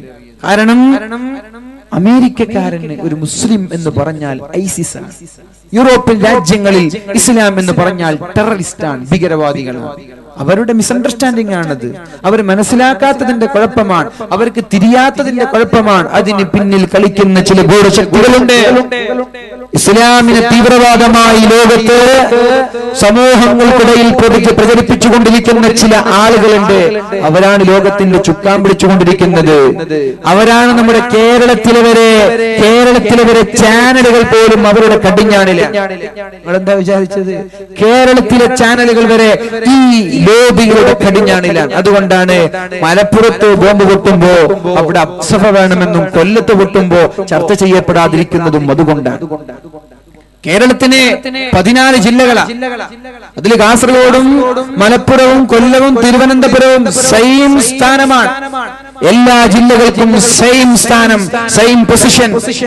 മലപ്പുറത്തിന് കൊല്ലത്തെക്കാൾ പ്രാധാന്യമില്ല, കൊല്ലത്തിന് മലപ്പുറത്തെക്കാളും പ്രാധാന്യമില്ല. രണ്ട് സ്ഥലത്തും ബോംബ് സ്ഫോടനം നടന്നു. അവിടെ പൊട്ടിയപ്പോ പട്ടാക്കിയായി, അവിടെ പൊട്ടിയപ്പോ വെടിയായി, ഇവിടെ പൊട്ടിയപ്പോ തീവ്രവാദമായി. അതങ്ങനെ അംഗീകരിക്കാൻ പറ്റും? ചാനലുകാർ ക്യാമറ കണ്ണുകളുമായി മലപ്പുറത്തേക്ക് വരികയും സൈന്യത്തെ വിന്യസിക്കണമെന്നും അഫ്സഭ പ്രഖ്യാപിക്കണമെന്നും കേന്ദ്രം മലപ്പുറത്തെ ഭരിക്കണമെന്നൊക്കെ പറയുന്നത് നമ്മുടെ ചാനലുകളൊക്കെ ഈ നേരത്തെ പറഞ്ഞ ലോബികളുടെ കൈപ്പിടിയിലായതുകൊണ്ടാണ്. പത്രക്കാർക്കൊക്കെ എന്താ ആവേശം, മലപ്പുറത്ത് ഒരു പട്ടാക്കി പൊട്ടിയപ്പോ ഒരു വെടി പൊട്ടി എന്ന് പറയാൻ പറ്റുള്ളൂ. അത്രയും ചെറിയ നിസ്സാരമായ ഒരു ശബ്ദം, ഒന്നും ഉണ്ടായിട്ടില്ല പൊട്ടൽ കൊണ്ട്. ഒരു പെൻഡ്രൈവ് കിട്ടി, ഒരു ലഘുലേഖ കിട്ടി. ഇതിന്റെയൊക്കെ പേരിൽ എത്ര സൗഹാർദ്ദത്തോട് ജീവിക്കുന്ന മലപ്പുറം ജില്ലയെ നമുക്ക് എന്ത് ചെയ്യണം?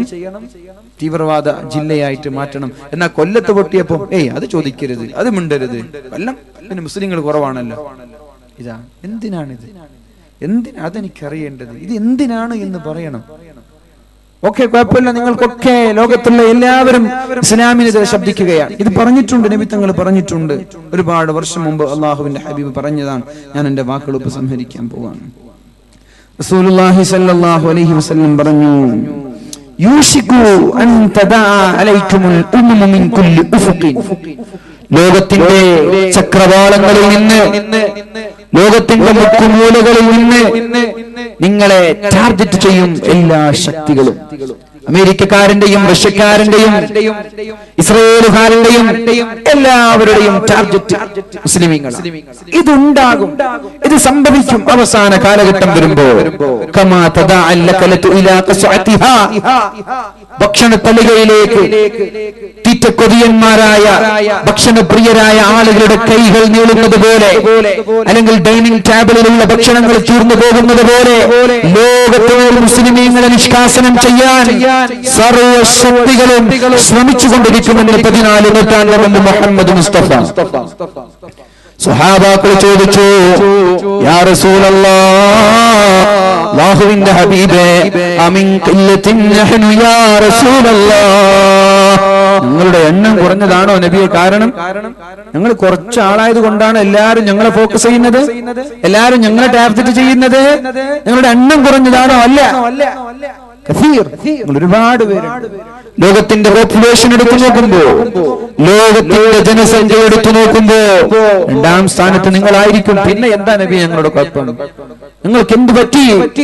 അപ്പോഴാണ് അല്ലാഹുവിന്റെ ഹബീബ് പറഞ്ഞത്, നിങ്ങൾക്കൊരു രോഗം പിടിപെട്ടിട്ടുണ്ട്, നിങ്ങൾക്കൊരു അസുഖം പിടിപെട്ടിട്ടുണ്ട്.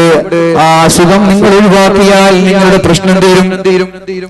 നിങ്ങളിലേക്ക് പെട്ടുപോയ അസുഖങ്ങളെ നിങ്ങൾ എടുത്തു മാറ്റിയാൽ നിങ്ങൾക്കെതിരെ ശബ്ദിക്കുന്നതും എഴുതുന്നതും ഒച്ചവെക്കുന്നതും മോശാനം പാടുന്നതും നിർത്തും. എന്താണ് നിങ്ങൾക്ക് അനുഭവിച്ച, നിങ്ങൾക്കുണ്ടായ പ്രശ്നമെന്താ? 2 കാരണങ്ങളാണ്. ഒന്ന് ഹുബ്ബുദ് ദുനിയാ, ദുനിയാവിനോടുള്ള അമിതമായ ആസക്തി.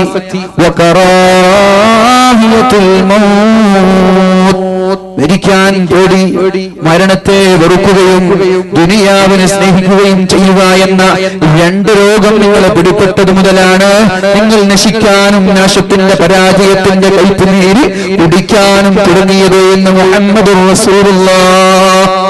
മരിക്കാൻ പേടി, മരണത്തെ വെറുക്കുക, എന്നാൽ ജീവിച്ചു കൊതിതീരാതിരിക്കുക.